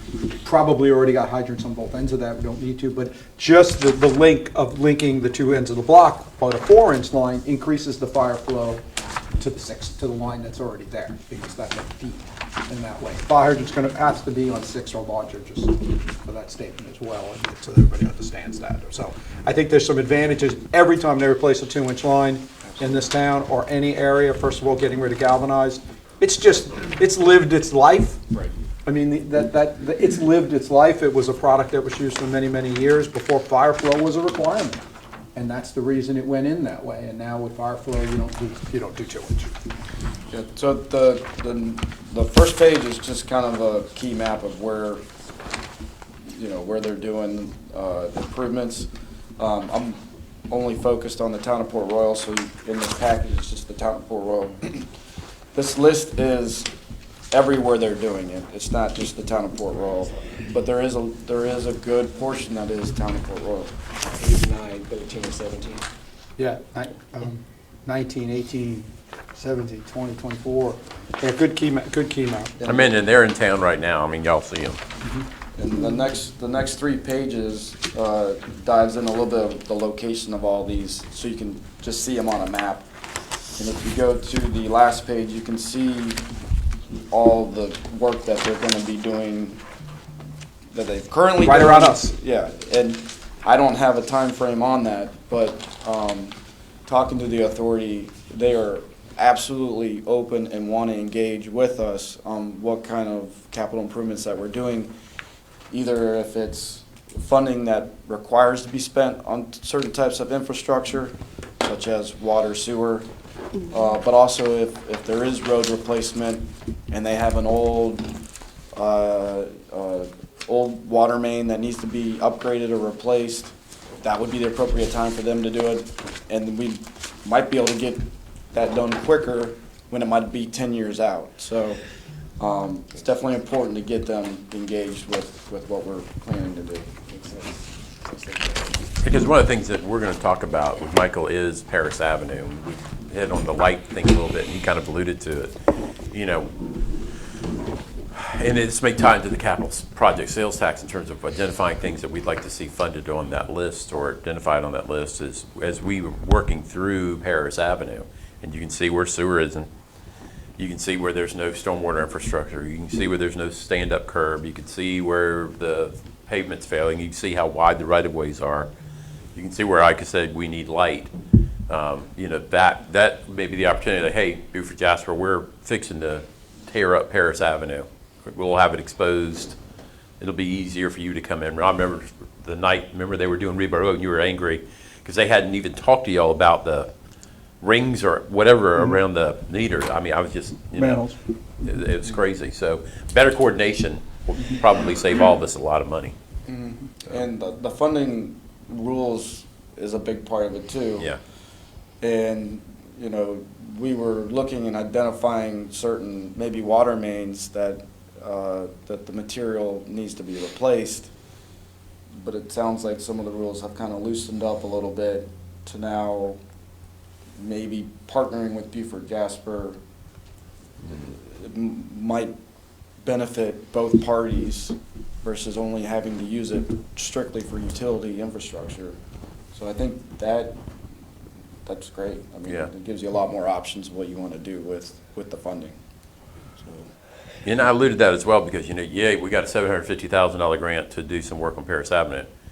Well, that $750,000 didn't go nearly as far as it probably would have 3 years ago. We'll be lucky if it does 1,000 feet. Yeah, that would be more expensive than. Yeah.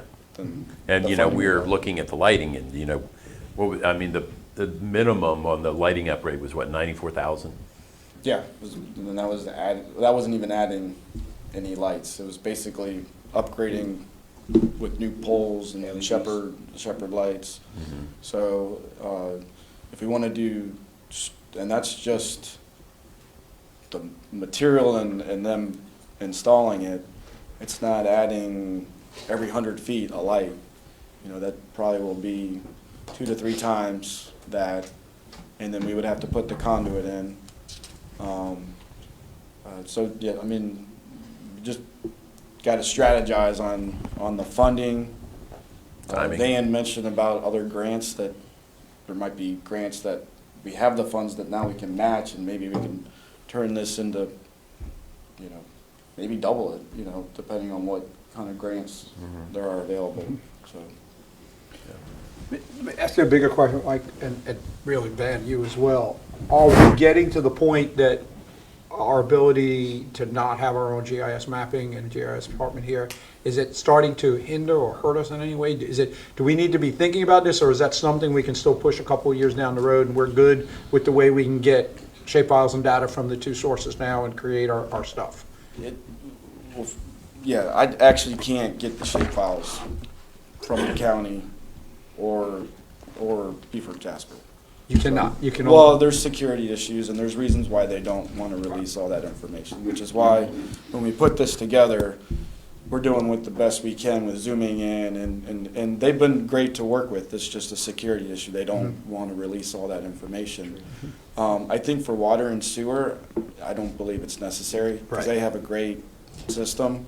stormwater is where, stormwater roads and I think sidewalks. stormwater, especially the older area, it's just not correct, and they just don't have the resources or the, you know, in-house knowledge to be able to put that together. So I feel like that would be important to get. I don't think we need a GIS staff to manage that. I think, you know, once we get it, we have it, and So if we collected the data and gave it to the county, the relationship is good enough that we could work with Oh, the yeah, data? they'll update it for sure. They'll work They would with love it for you that to way. do that. Right. I mean, those are the questions Yeah. that's really what I was looking for. Is it Yeah. time to bring it completely in-house, or is the relationship still good enough with Dan and his group that if we decide to collect the data, because it's something we need for our long planning processes, they'll update it and the maps then are available? Yes. And I think they would share those shape files because it's obviously in our boundary and our.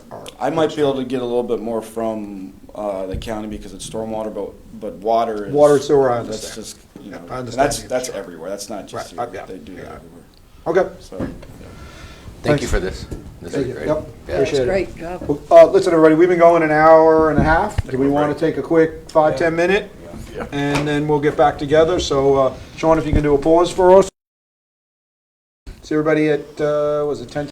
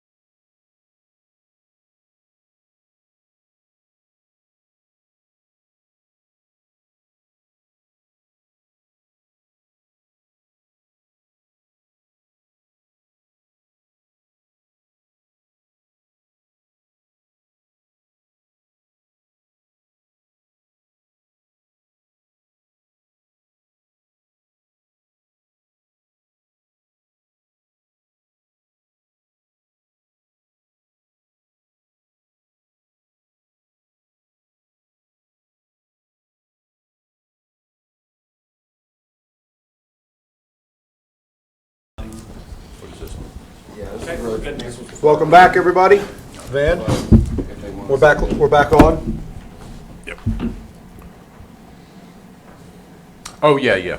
Where are we in the agenda? All right, capital projects, really. We're at, setting new goals, talking about the capital project, and then starting to set some priorities on those. Yeah, that's the, I think one of the requests we had of our representative from the Capital Project Sales Tax Committee is some real firm guidance on what our priorities are in terms of road projects. Because the focus of this is going to be roads, sidewalks, bridges. Okay. I mean, that's going to be the emphasis.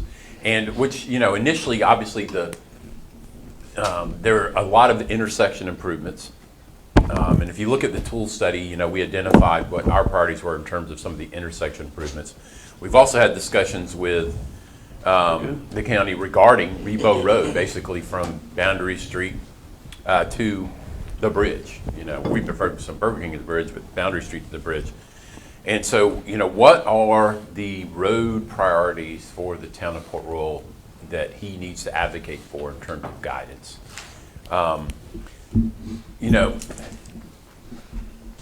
Obviously, the intersection of Ladies Island Drive and Rebo Road is a significant priority. It was added to the kind of the scope of the improvements for Ladies Island, not a funded project, but one that certainly has Ladies Island traffic is impacting Port Royal in a very significant way. The intersection of Savannah Highway and Paris Island Gateway is a mess in the mornings and the afternoons. Not only do we stack past Oxford and further up, but what then happens is they go past the intersection and cut through Parkers and create chaos on the other side. The intersection of Savannah Highway and 170 at the foot of the Broad River Bridge. I mean, you talk about some bad accidents. I think both our chiefs might have something to say about that intersection. I mean, the speeds, as you mentioned at our joint meeting, coming together, and that's really terrible when somebody ends up in that roadway with the highway, it's the greatest speed they have coming off that bridge. The Rebo improvements that we identified in the tool study with Drayton and Lenora. The other end, the intersection of Paris Avenue and Rebo. We did get the signal time for pedestrians adjusted, and that was good. But the sight lines are challenging there. The left-hand movement out of Parkers and into Parkers is not good. We've had accidents there, so that's problematic. But if we're really talking about roads, and we understand that $750,000 isn't going as far as we thought, and we're really interested in the upgrade and improvements to Paris Avenue, maybe that is also something the Capital Project Sales Tax Committee needs to consider. It is a road project. So I think we certainly have projects that need to be identified. And there could be within that list itself, they're contemplating a 10, 15, or 20-year list. They're still working all of that out.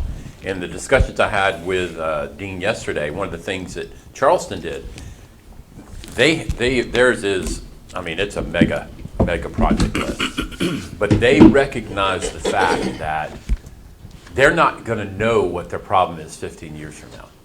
But they're still designating funds to address that. And, one of the projects that come to mind for me is the parallel road off of Battery Creek that gets you to Rebo Road, adjacent to where the Spanish Moss Trail is now. Because we all know we have significant traffic that moves through the Mossy Oaks area. They're trying to avoid the very intersection you're talking about to get out, to go in either direction on Rebo. So that's caused some problems. We've had how many fatalities at Lenora and Battery? And Drayton? Two. That I'm aware of. Yeah, 2 fatalities. So I think we've got some very worthy projects to be included, but we need to provide him with some significant direction on what he would like to see. Go ahead. Is there still any discussion in regards to closing that stretch of Old Shell Road to Rebo by the Naval Hospital and the skate park? Because that's another concern with that traffic stacked up in the evening going to Ladies Island. Horrible. Folks trying to come to the Naval Hospital, and opposed to coming there, forcing them up to Pinckney and having the traffic exit and come in through Pinckney opposed to that little, Yeah.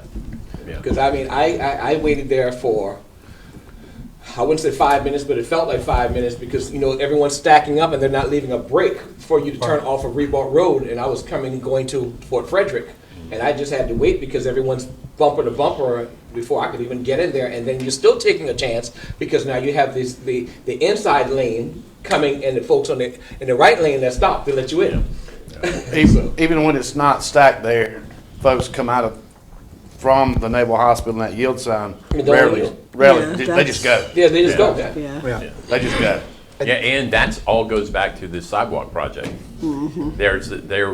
They reached out to us about abandoning that what they think is their right of way between Rebo and Pinckney, They being who? the Department of Navy. I just want to make sure. And we did what they asked. We did what they asked to do, and then they've poof going up into thin air again. Right. And so when that happens, we all recognize that interstate off ramp Right. that's in a municipality needs to be addressed. I mean, you look at all of our roads. Look, the way the downtown was designed in anticipation of port redevelopment, these big sweeping curves.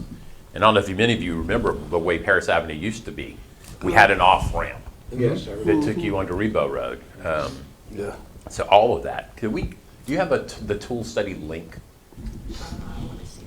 But currently, Old Shell Road is owned by the town of Fort Walton, right up to Remote Road. We No. own it, so we're only to Pinckney. Yes, but there's some question about the ownership of that. But that's why we're trying to clean that up with the Department of Navy because of, however, the Naval Heritage Park was originally owned by the county and they gave it to the town.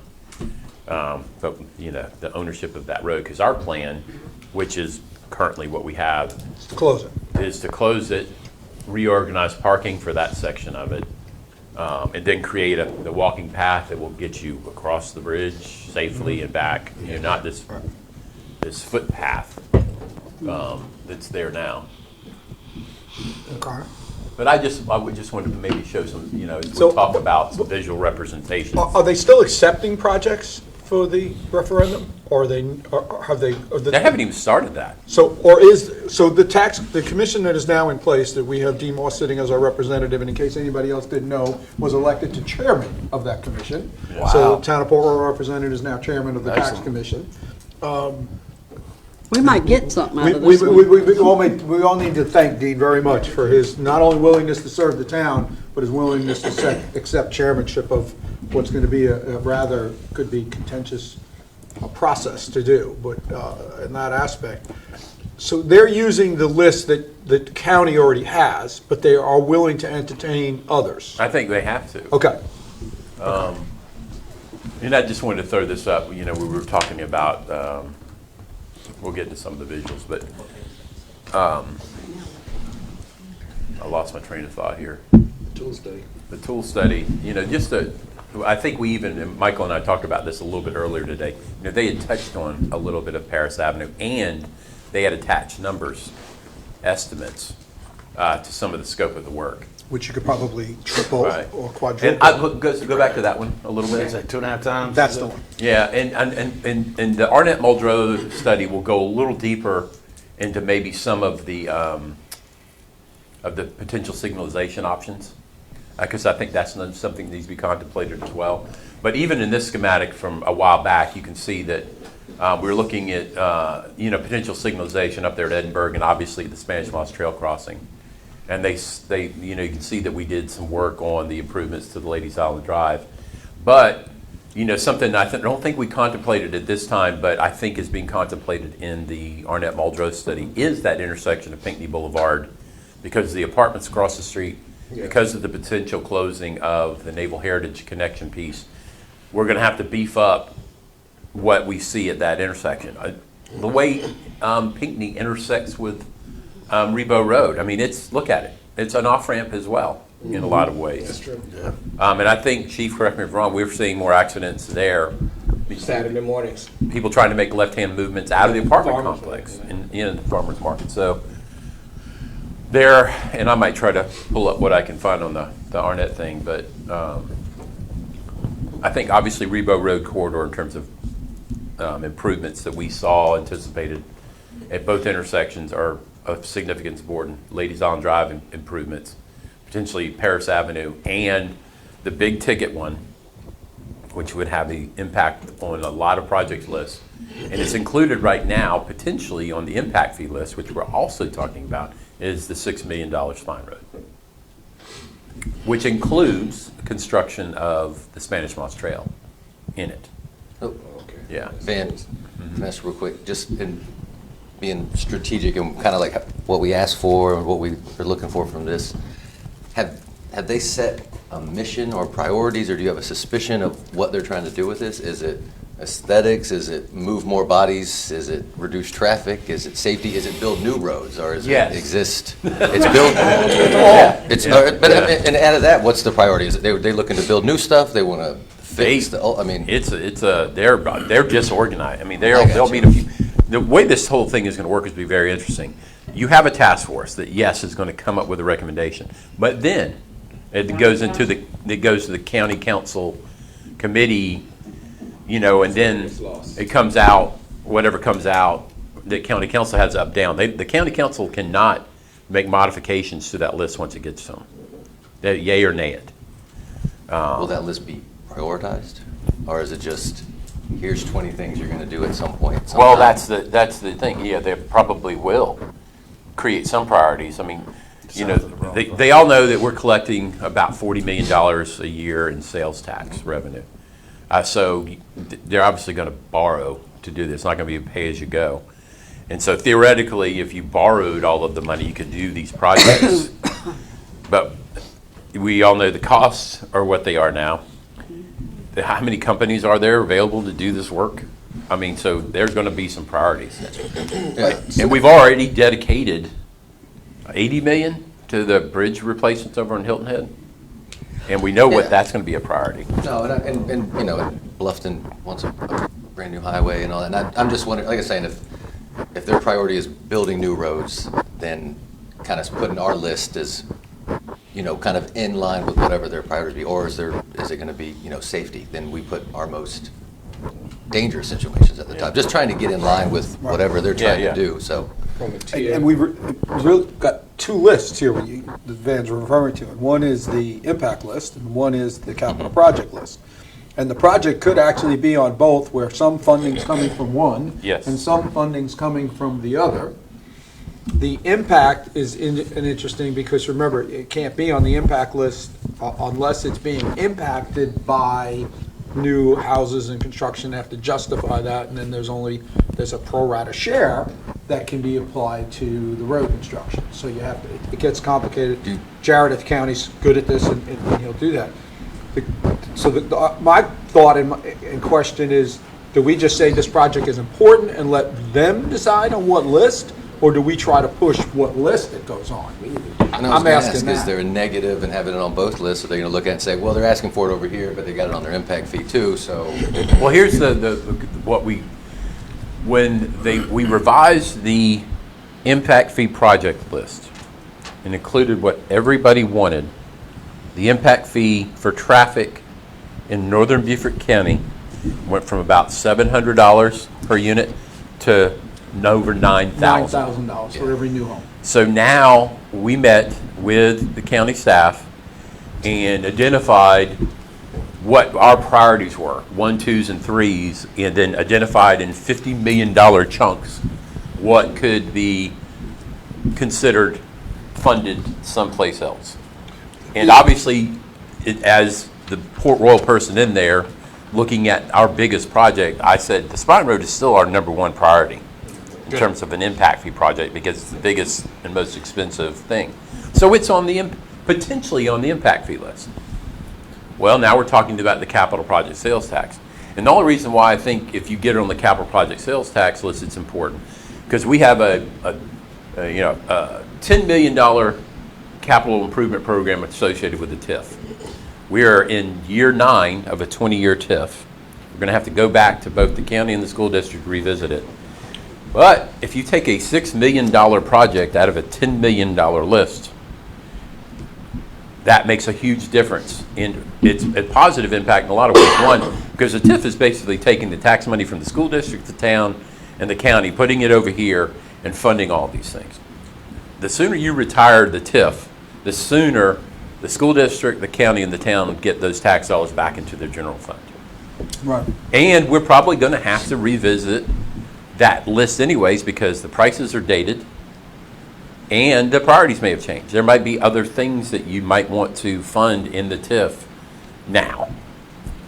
And if we're going to open the can of worms about the TIF, then we need to revisit the project list also. And we're set up to meet with the school district in the end of March with Compass financial advisors and Lawrence to talk about the TIF. Yeah, I just wouldn't want them to look at, we put the Spine Road on the penny sales capital tax, that list, and then they go, well, they got it on the impact fee over here, so it's going to get funded, so then they don't even consider it on this one, and then we lose a spot, on that one. It's right, it's a good conversation. The one thing they know is that the impact fee list will only pay a small portion of it because it can only the new homes that would benefit. The rest of the existing homes and businesses that benefit. So I'm not sure, that's something, you're right, we have to think about. Remember, the impact fee list is north of the Broad only. Mm-hmm. The penny is both the entire county. Yeah. So those lists get, the priorities change that. The $9,000 traffic impact fee obviously opens up everybody's for every new home that's built. Wow, that's a lot. To put it in retrospective, Bluffton has been collecting $9,000 a year for the last 5 to 7 years, and has that done anything to affect the building in the Bluffton area? I just, sometimes you have to think about it in those ways. Yeah. We don't want it here because it's such a big impact. We want people to keep building homes here and to keep building prices. It's certainly, now their $9,000 ticket was a combination of schools and traffic. The school, ours is more traffic than it is schools in that way, more roads. And I'm not saying it's wrong to have it on both. I'm just wondering if it's strategic to give us the best chance to get the most bang for the buck. So what do you want from us? What do you two gentlemen want from us for the penny and the impact? Because I think road maintenance on our roads is something different, and we're going to talk later, right? Well, maybe y'all should think about it this way. What do y'all think are the most important traffic improvements that don't even think about impact fee where it is. Just say, we would like to see this done first. It's our most important project. And then we may have to figure out which list it needs to go on to make sure it happens. Well, I think we're all going to say the Spine Road is number one. I think the traffic safety on Rebo Road from bridge to bridge is number two. I'm not going to tell you whether that's a traffic light or this or an intersection improvement. That's where I think the engineering comes in. We all have our own thoughts and our own dreams on that. I think that's number two. And then I'm going to give my top three, and there are other people joining. And the other one is the connection from Rebo to Battery Creek or West Vine. I think that should be, especially when they're talking about a 20-year project list. Mm-hmm. That's going to become an absolute necessity in that time frame. So those are mine. Others have. You said Rebo to West Vine? Yeah. Next to parallel to the trail. Yeah, exactly. Yes. I agree. Yes. I counted all that as West. I mean, as a Spine Road also. Keep it straight on across. So when you talk Spine Road, you could go both ways. Exactly. Spine Road from the port all the way to across Rebo Road to West Vine. You can do. That's what I'm looking at. No. Yeah, I think that was what we thought about to start with. Yeah. Jared? No, Spine Road definitely, River Road definitely. I don't know what my third one would be. I have to think more on that, but I agree with your top two. I'd have to think about the third one. I'm not sure about that. I want to isolate out. My mind keeps saying isolate out the base of the McTier Bridge, but I don't think it should be isolated. And then the other side is it shouldn't be isolated out. It's a systemic issue from bridge to bridge. The traffic and the accidents and the safety, to me, is a systemic issue from bridge to bridge. It wasn't included in the original plan on what they did on Ladies Island, so the problem's now moved to us. If we don't include the whole corridor, all we're doing is moving it to Paris Island Gateway is going to be the next issue, and then West Vine's going to be the next. you gotta look at the whole thing, and you gotta come up with a plan on that whole aspect in that area. That's why, that's why I haven't sectioned it out in my mind. Go further. Yeah, because really, beside the spine road and I know we just talked about new roads. I mean, a lot of what our problems are intersection improvements. Yes. Yes. Yes. And that's why I said the Rebar Road corridor intersection improvements. Yeah. And I think the priority is safety before moving cars. Agreed. I mean, we need to make sure that we make that statement. Priority is safety before moving cars. The cars are gonna move, guys. It doesn't make a difference. The cars are gonna move. You have to wait for multiple fatalities before you get someone's attention. Yeah, safety should, I mean, we've got a moral responsibility to keep our folks safe. Safety should be the priority. You know, the aesthetics comes with safety. I honestly believe that. Noah, any thoughts on that statement? Yeah, I was gonna say, I mean, if you are thinking about in terms of aesthetics and medians and access management, they come together. So, the improvements that you make to increase the visuals on the road and the way that people are coming in on the gateway, gateway into the town, not Paris Island Gateway, but coming across the bridge into Revo, coming into the village. You make those aesthetic improvements and keep the pedestrian in mind. Oh, I'm sorry. Yeah, just put it close, you don't have to put it. The safety measures are built into the way that we make those improvements now, so. Right. That's what I would. It's something to consider, you see it on Boundary Street now, the medians, the access management. Less cars don't come through there, they make it through. They have reasons to slow down now, that's kind of what we need to have along this corridor as well. No, and it's just, it would be important to push that point so they know, and they're not just looking at it like, oh, they're just trying to make their roads pretty. Chiefs, anything you want to add? I mean, obviously, this is something you guys look at all the time. I mean, we hear it, we see it, we're watching it, but are we missing a mark here, or are we on target? I mean, it really. No, I do agree with that, and I know there's complications that come with us when you start talking about aesthetics and medians, but we realize with Boundary Street, how the workarounds to accommodate our needs for, emergency access, and the offset of that is the safety factor that we all, I think, agree is the number one priority. Thank you.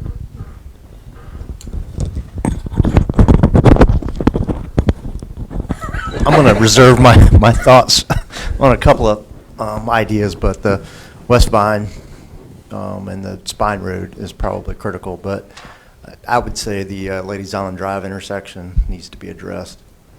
We've had some nasty accidents up there. Nasty accidents. So very dangerous. That's what I have. And I think that statement alludes us to keep pushing the county that they identified this on the Ladies Island plan but didn't fund it. They've got to do the funding. They got to take that next step, and then we're supporting the rest to. Because the way, I think we heard 19,000, it was more than 19,000 of the cars, more than half the cars were coming through this section to get to the bridge. So of the 28 to 30,000 cars that travel over that section, they're coming through this. That's just where they're going. They're not making a right on Rebar Road when they're at the bottom of the bridge. They're making a left. And that's why there's 2 turn lanes going to the left and only no turn lane going to the right. So 2/3 of that 30,000 is going up the bridge and left turn coming the bridge. down past Paris Avenue, going over the Bell Bridge. Bell Bridge.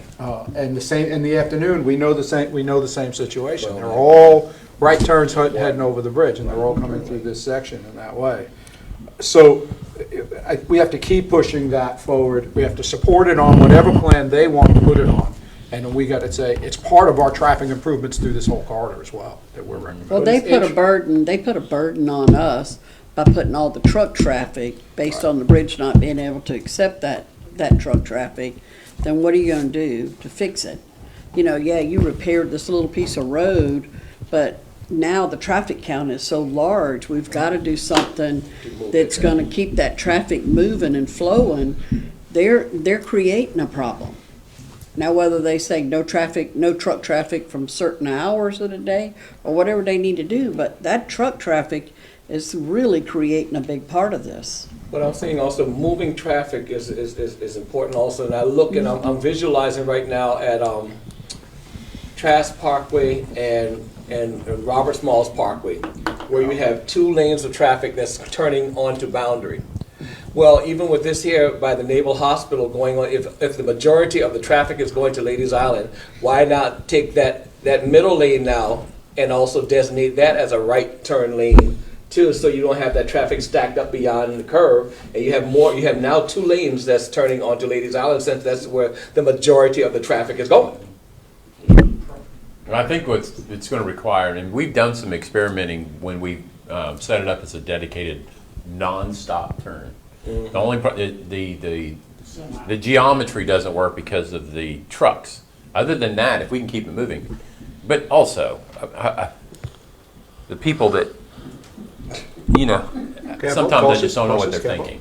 Yeah, I think the other thing, the non-turn lane, the open right lane, I guess is the best way to describe it, open right turn onto the bridge, solves the traffic issue, and it absolutely destroys the asset that we put on the bridge for walking. Because there will be no way to cross Rebo Road to get to the walking path on the bridge. For 1 hour. If you do it for 1 hour of not. I'm just saying that situation only exists for an hour and a half. Right, you're right. The situation exists for an hour to an hour and a half where the cars need to move. But if you build a right turn lane, which is another acceleration, deceleration lane, the rest of the places on Rebo that we're trying to get rid of, it becomes we're adding that now it is impossible to cross the street from the bridge to use the walking path on the McTier Bridge.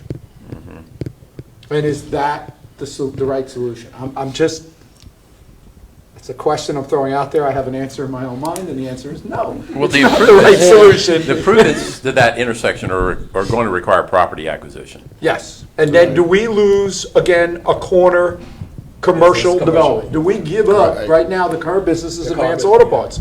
I use it all the time. Lots of people use it. Relocate it. But we're going to lose a very high value, high corner business later on. And remember, what Boundary Street did was make corner businesses. They realigned 170 and 21 so they could have 4 corner businesses that people want to move into. And we're talking about losing a very popular 4 corner business that has more ADT than 170 and Boundary. You got a good swap. You got the for sale sign right across the street, right there at the Parkers. Swap them over there, and then now you've acquired your land. But we still lose the property. You lose the property. I know the commercial But property. we still lose the commercial property revenue in that way. And unless we can get the Naval Hospital to give some backside or some side to make the property viable in that way. So, listen, the right turn lane's probably going to be the answer, but we gotta, if it does end up being the answer, then we gotta push. It has to have a pedestrian crossing signal that stops it. It has to have, part of that is a pedestrian crossing signal with the right timing to stop it, because there are a lot of people that come out of Mossy Oaks and run over that bridge. There's a lot of discussion in many greenway plans. Noah, you'll be able to add to this, the 9-mile loop. The 9-mile loop is, we'll start at Depot. You come off of Depot at the Spanish Moss Trail, you go downtown Buford, you go over the bridge, you go down Meridian Road, you come back over our bridge, you go back to the trail, back to this, a 9-mile loop. Do you know how many runners go out every day and want to do a 9-mile loop? That's the loop they want. That's the loop that's being talked about. If we don't make this safe and move cars, then that's what we could lose again. And then you're wasting an asset on that bridge that a lot of people love, a lot of walkers every day. So how do we do this? I got an engineer here. How do we do this? No, not engineering the right people to engineer it in the future. How do we prioritize this? What do we say, guys? We've given you the top 3. I don't know if you want to make them. Oh, you got notes on the. Yeah, we got notes. We got notes. We've given my top 3. Right. My top 3. Right. Others add in. I think we all support 2 of those. I do. I'm not sure what my third one is, but I support 2 of those. Yeah. It's Spine Road and Connector. Bridge to bridge. And the third one, I kind of agree with what you said. intersection improvements. Right. Intersection improvements. That would be my third one. Yeah. Yep. And those are a series of, I agree. Yeah. Which is my top 2. Because if we get that West Vine to Rebo, that'll take some of that traffic off of Jayton and. Well, that solves. You do that one. Part of that, in my mind, is you make them right turns in, right turns out, Drayton and Lenore. and let me drop Well, something that else was in your part of the lap. study that came back. It said make them right turn. Right now, we're looking at Grover Hill. There's some things that may happen there that may That's another dangerous. that are going to spot. cause Yeah, they could- signalization potentially at that intersection. That's another dangerous spot. No light, no traffic device. And the geometry there is really strange. And Yeah. we're looking at, we have two adjacent, where the golf course was. They subdivided that parcel. It was an L-shaped parcel. They cut off the L, or backwards L. So we've got apartments that were just submitted on one parcel. They kind of have a shared access road over to what'll be single family with ADU for rent on the other parcel. And I've got conceptuals coming in for south of Grover Hill, right across the street from that, close to the Port Royal Apartments. So all of those things are happening there, and traffic getting on to Castle Rock off of Grover Hill and obviously at the Paris Island Gateway intersection have been a concern. That turns a little weird there, and the intersection is another, the radius on coming off Grover Hill onto Paris Island Gateway is absurd when you're turning onto the, I remember, So, I guess I'm the only one in the room that might think back this far. You weren't here back then. I remember there was a lot of questions about making the left turn onto Savannah Highway, not as prominent where it is now, but moving that traffic up to Grover Hill Road and fixing that and connecting that. So that's the way to relieve, and that's the way to relieve the issue that's happening now at Paris Island Gateway and Savannah Highway, is you give them a clear another access, which is Grover Hill Road to Savannah Highway with another left turn lane and with all the development you're talking about. So in some ways, that's a CIP, that's the long-term CIP Yeah. Penny project is, enhance Grover Hill Road from Paris Island Gateway to Savannah Highway with clear, distinct left turn, right turn lanes from no matter which direction you're coming from, to relieve some of the congestion at Paris Island Gateway and Savannah Highway. I think, again, just an earlier version of the same kind of turn. That's a legitimate project. I mean, that's a project I think that needs to be, and it's a long term. Again, it's not now, but in in 20 years, what you just said and what we already know that's happening on the Shell Point intersection, it's going to be the next problem. And rather than doing what we did with Ladies Island and McKeer Bridge, let's think about that and say, let's get it on the list. That we have to find a different way to move the cars from Ladies Island. Ultimately, what we're saying is we're giving options to move the cars coming off of Ladies Island to 170 to the Broad River Bridge, because that's where they're going. You look at the traffic pattern, and that's where they're going, and that's where they're coming from. So is that's already a plan, you said, so a study was done on that, it was talked about? Long time ago, nothing happened? it got shot down Okay. in the widening of Paris Island Gateway from the McTier Bridge to Savannah Highway. It got shot down. It That was wasn't. probably 15 years ago. It was. I've been around a little while. It's on by. Yeah, I remember that one. Yeah, and we were looking Just at where never we were went going to do anywhere. water enhancements in that area, so that's what it is. So I think that's a legitimate project. Yeah, I I just think want, that's yeah, a we were, legitimate project. Noah and I were just talking about it, so I figured we need to bring that up. I as think it well. goes on the list. It goes to the capital, it goes to the CIP, to the Penny team. Yeah, because I think one of the things that was coming up with the new development there and, other ongoing stuff, there were no improvements made for the last apartment complex to go in there near that intersection. With multiple different developments coming in right there, it's kind of going to fall on who is the developer who hits this threshold first, that the requirements are, or the improvements are required by DOT. So that's kind of where the conversation is going with multiple developers at once, is like, how can we all kind of come together to make sure this doesn't just fall on whoever hits the threshold for DOT that again- requires a light and a turn. Right, and again, so- a left turn signal there, right turn signal, whatever. A traffic signal at that intersection increases the commercial value of the property directly across the street on the river and the properties on each side of that traffic signal, which are all in Port Royal at this point in time. Yeah, I mean, I got a call about the Rents property. Right, Yeah, we they're didn't all mention all in that, yeah. Port Royal.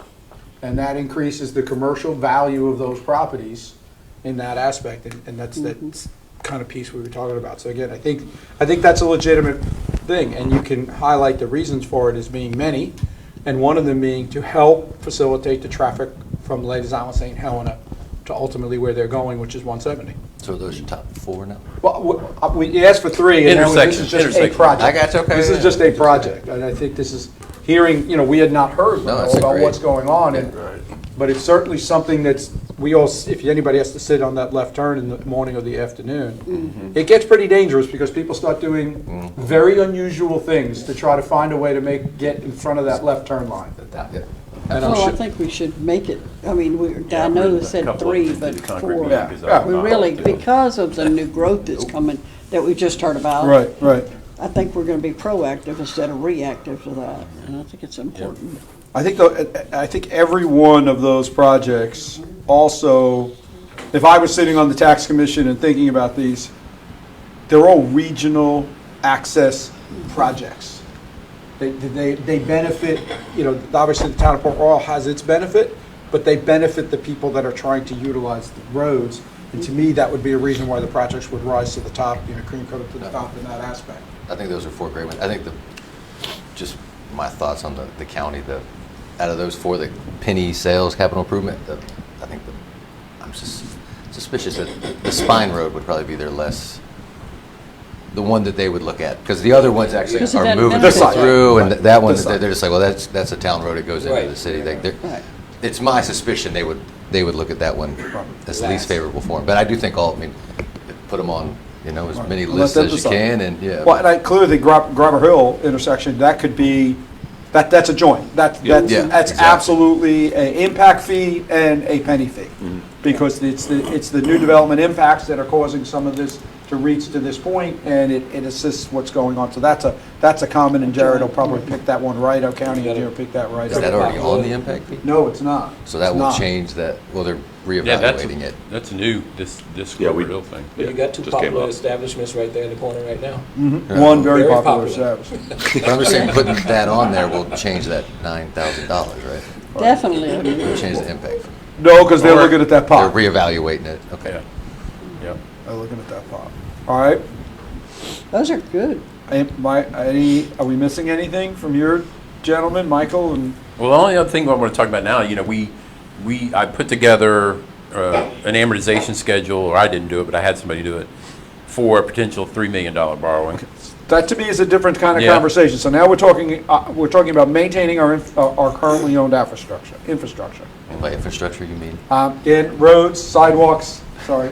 I'm gonna put a stick between the two of y'all. No, no. today. No, I think it's important to have great that he terms does. defined, so I know. I think it's great because I know, I'm in just this trying to- scenario, I'll talk about, we're talking about pavement, sidewalks, pedestrian and car access, because I'm not even talking about stormwater in this scenario in that way.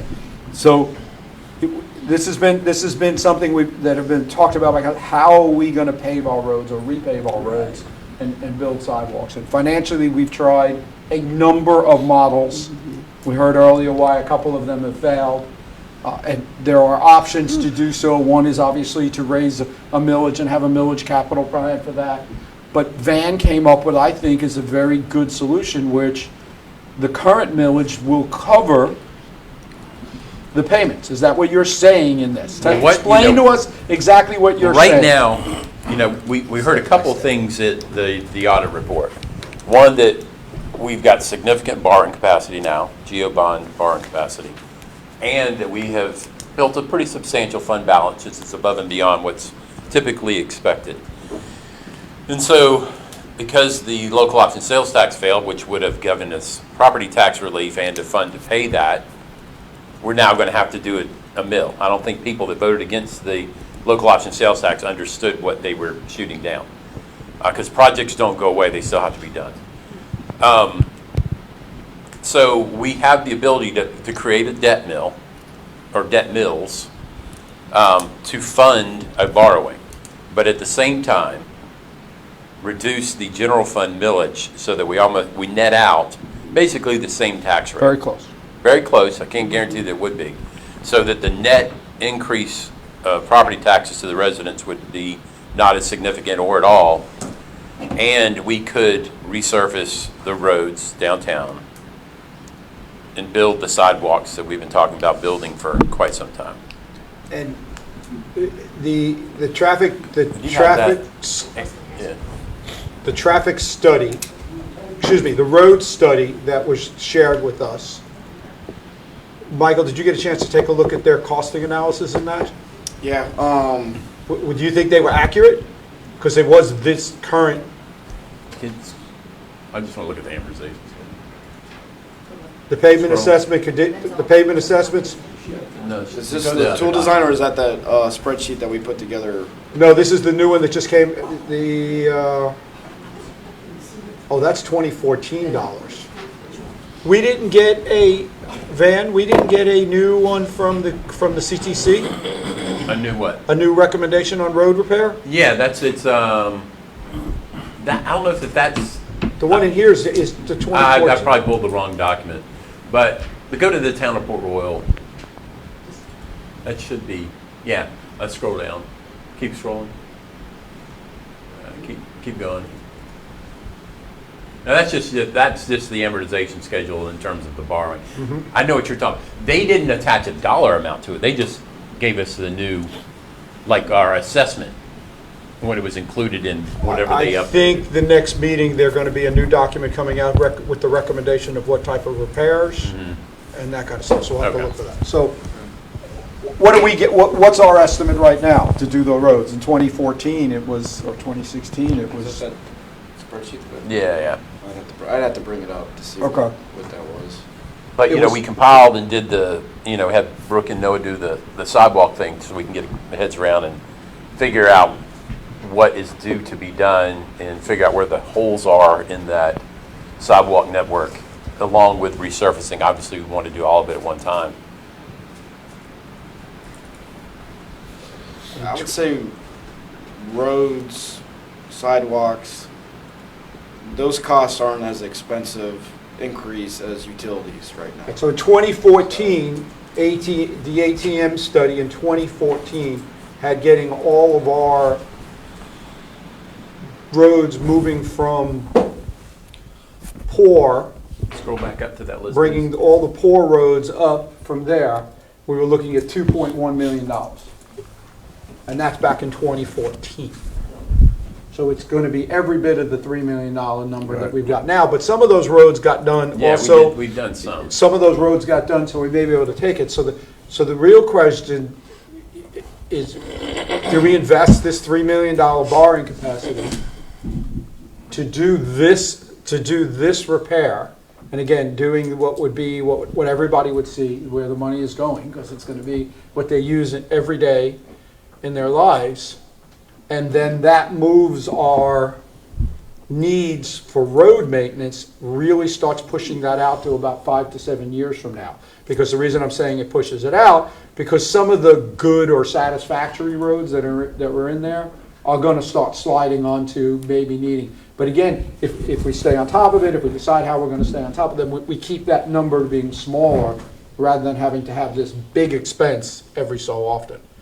So that's the thought. Now, we've got the new study that came out this year that re-ranks these. Yeah. And the CTC should be releasing the full document. They gave us the summary, and I thought the full document was coming out at the next meeting. Do you know when that one is? I haven't looked at that calendar that we're doing as well. So I think that's the kind of conversation. And again, a portion of that $3 million can go towards the sidewalk project, or the funding numbers or the restrictions coming down enough that we can take some of the ARP dollars. Well, you do. I mean, I had, my original recommendation for utilization of those ARPA funds is that because of revenue replacement, which is a piece of it, I think it was like $890,000 was revenue loss because of COVID. Here's some numbers. Yeah. For the cost of repair. And so I had recommended that we take $500,000 of that for the sidewalks. And I agree, and I think their number right now is about just over 200,000 is what you're guessing. Did I see an estimate on the sidewalks? I didn't get it. Okay. Yeah. I thought I saw it somewhere. I think that's what we talk about doing. And these sidewalks are just downtown? At this time, they're all downtown. It's closing the gap, make sure it's taking what we already have agreements in place, funding them all, getting all those sidewalks in, is that right? Yes. And then a couple of areas doing some maintenance and some closing of some gaps? Right. And Yeah, you- because there's a bunch that, in the village, we got a ton of repair work on sidewalks to do. Darryl, go ahead.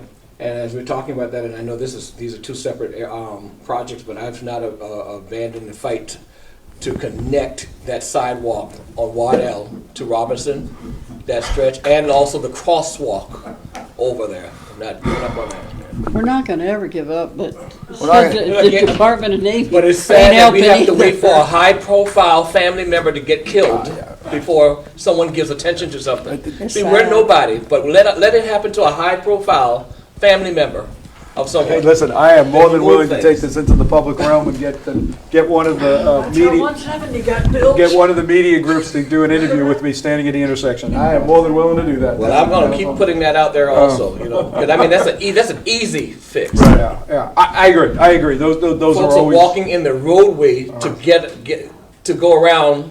Well, that, you know, that brings me back to right now, you know, we're, the $50,000 that we got out of the $120 million referendum the last time, I mean, we're still dealing with right-of-way, easement issues to get that section of sidewalk built in front of Lenora Park and Martin Landscaping, so it can turn the corner at Lenora and go nowhere.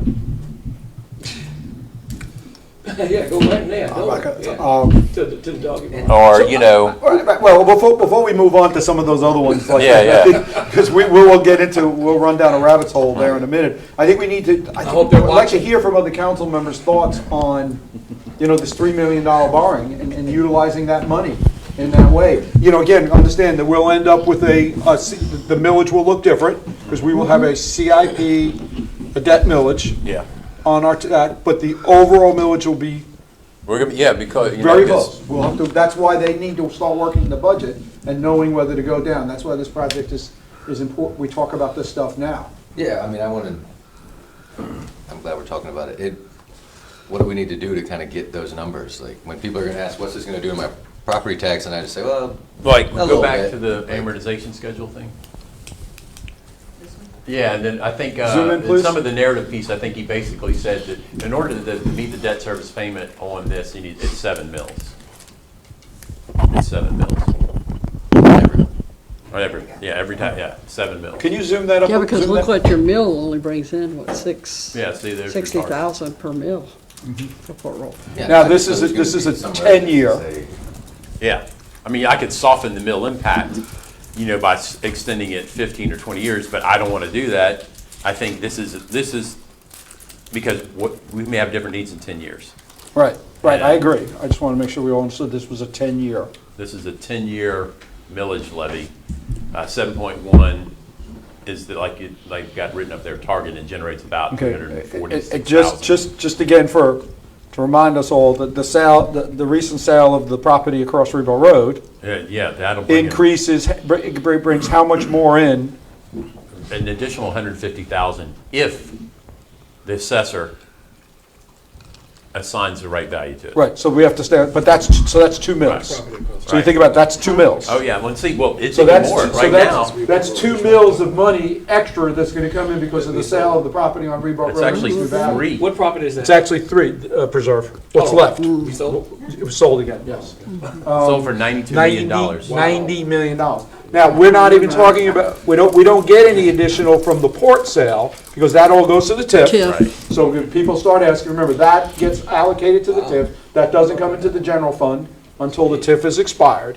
But all the houses that have been built, we all see what's going on in town, the apartments, our revenue is gonna increase next year. And that's the question where we gotta get this information to the staff early enough so they can set that budget to say, what is that mill? We say it's 7 mills to meet this, but it may only be a 1 mill increase. Overall, whether that's in the general fund or this side, 1 or 2 mill increase to do this so that we can get this process started. As I said in the beginning, and I'll say again, and we have an engineer here, and you could say this, our roads are getting to the failure point and beyond. And once they reach that, repair cost goes substantially higher. Repave versus repair failure are a substantial change in cost to maintain the roads. So those are the concerns I have. Another year, another 2 years could double or triple the cost of what we need to do once they reach that break point. Mike, can you talk to him? I know I'm saying it, but you can that's talk to the correct. details So on that. If you start to get into the base course, then you have to start repairing that versus we can just resurface the roads and it's just the asphalt. So it's less material. And one of the advantages, we own the roads, we can choose the process of resurfacing, whether it's a micro mill and resurfacing to repair some of the base or some of the other aspects, is rather than having to follow some of the DOT aspects. We can do things on different roads, roads that we know take a little more commercial traffic, 11, 12th Street, some of the areas like that. We could choose to do that slightly different so that we get along, we know we're gonna get along the line, versus roads that are golf carts and residential cars on the most part, and we get to make those decisions because we own those roads. That's that other, side benefit to owning the roads, rather than saying, because if we were to go to the county or to the state to say, we want you to do these and we'll participate in the cost, well, it's going to be their process, which can sometimes cost more. And we've done that with Fort Frederick, that sewer project, and then Columbia, we did it with that sewer project. We're going to do it with this sewer project. That was another benefit with taking over those roads, is we can stretch the money a little bit more on that. And then instead of just doing replacement on one lane, we can do the whole road. Right. Which really needs it, because you got laterals crossing everywhere, so it's just a nice cleaner look. And when you put the gravity sewer in this case, people don't see it, they see their new road. So Right. Look at that. We invested in their road. We gave them a new road. Oh, what's this new bill on what I got from Water Authority? I think this is really important. I hope we can figure out a way to do it. Can you just walk me through again how, so raise 7 mills, but ultimately it might only be a 1 mil impact to This is where you need to citizen. Because before we go, I just want to be able to communicate it, because people are going to say, you're collecting more money, what are we getting, why are we doing it? And then, I just need to be able to communicate that to the public. So, because of what we've been doing financially lately, you typically, you heard the auditor said, you need about a 25 or 30% fund balance. Rainy days, things happen. Well, we built up our savings or fund balance up to, I would say, 45, 50%. 43, sorry. And so, when you get fund balances that get like that, you have basically, you're obligated to do 2 things. One of 2 things. Reduce taxes or spend the money. Okay, well, what we can do with the debt mill is we're still spending the money, but we're going to reduce taxes as well and drop that millage, let's say the general fund millage from 74 where it is now to maybe 66, 67. Okay. Add on the 7 mil so you know exactly what it's being spent for, and it gets retired after 10 years. And then, so your net millage is basically the same. It's still 74. And there is absolutely doing all of the roads at one time will also save us money. Mobilization of repaving crews, on a 1,000-foot road could be 50% of the cost to repave the road just to get the crew into town. So you bring them in to do all the roads, in some organized plan, we're going to see an overall savings in doing the roads. And when I say all the roads, it's not going to be every road. It's going to be the roads that we know that are in that kind of poor. We've got a great, they just redid this chart. As part of the CTC, we've got a new one. We know the condition of the roads, and we can say we want to bring all of these roads to the PCI score, and this is where the engineers will get involved. We want to get all of our roads to a minimum of, I think 70 is kind of what people talk. Am I right, Michael, on that? I think 70 is the number. You want to bring all your roads up to a PCI of 70, which is the rating of the roads. So we know any road below 70 are the ones that we're going to target. And that's going to bring them all up. And then if you do minor maintenance later on, which is just sealing of roads and micro seals and stuff like that, it extends the road's life. You start getting 30 years out of these roads. That's the process the county is doing on their own roads. That's what the CTC is doing on their side. Try to get as much of that CTC dollars into our side. You just said something right there. And theoretically, we're entitled to some of that money, but there are some positions that are archaic. We're not going to give up on trying, but I think we may do better saying that we brought all of our roads to that 70, and then we have a new road next year or the year after that starts dropping below. They're going to evaluate the roads once every 5 years, so we've got now a 5-year aspect on this. When they come back, if we have one road that drops outside that 70, it'll be a lot easier to go to the CTC and say, hey, listen, we want a 50% match on fixing this road, or we want a 70% match on fixing this road, where we're matching some dollars to bring it back up to that, because we can clearly identify and show that we're managing our assets properly, the same as you, and we're entitled to the same money. I'll let you know, so my position on it right now, I'll let you know that on the 3 million borrowing, I think it's a really great idea. I hope we can get it done. I would just see it done in a way that has the least amount of financial impact on all citizens, which I think, and we have a chance to communicate it to everyone and have kind of a, you know, informative kind of campaign so they know what's going on. You know, I think anytime we start, you know, moving taxes around and changing people's taxes, just as long as they have a chance to know why it's changing, what they're getting, and then kind of let us know and voice our concerns on it. But I think it's great if we can really do it in that way. I mean, where it really only does ultimately have that minimal impact on them. I mean, it is great. Can you bring up the timeline again? There's a timeline. And I think you're great about. I think you're right about that. No, go back. Doing it all together. I mean, You had I it. think you're right. He's talking about the time frame. I think this timeline I got leads, it. yeah, I think this Single page, timeline right? leads to that conversation. How do we inject in here civic engagement? How do we inject and expand on that so that we can read, in case anybody doesn't have their computer in front of them, they can read those current dates that are in there?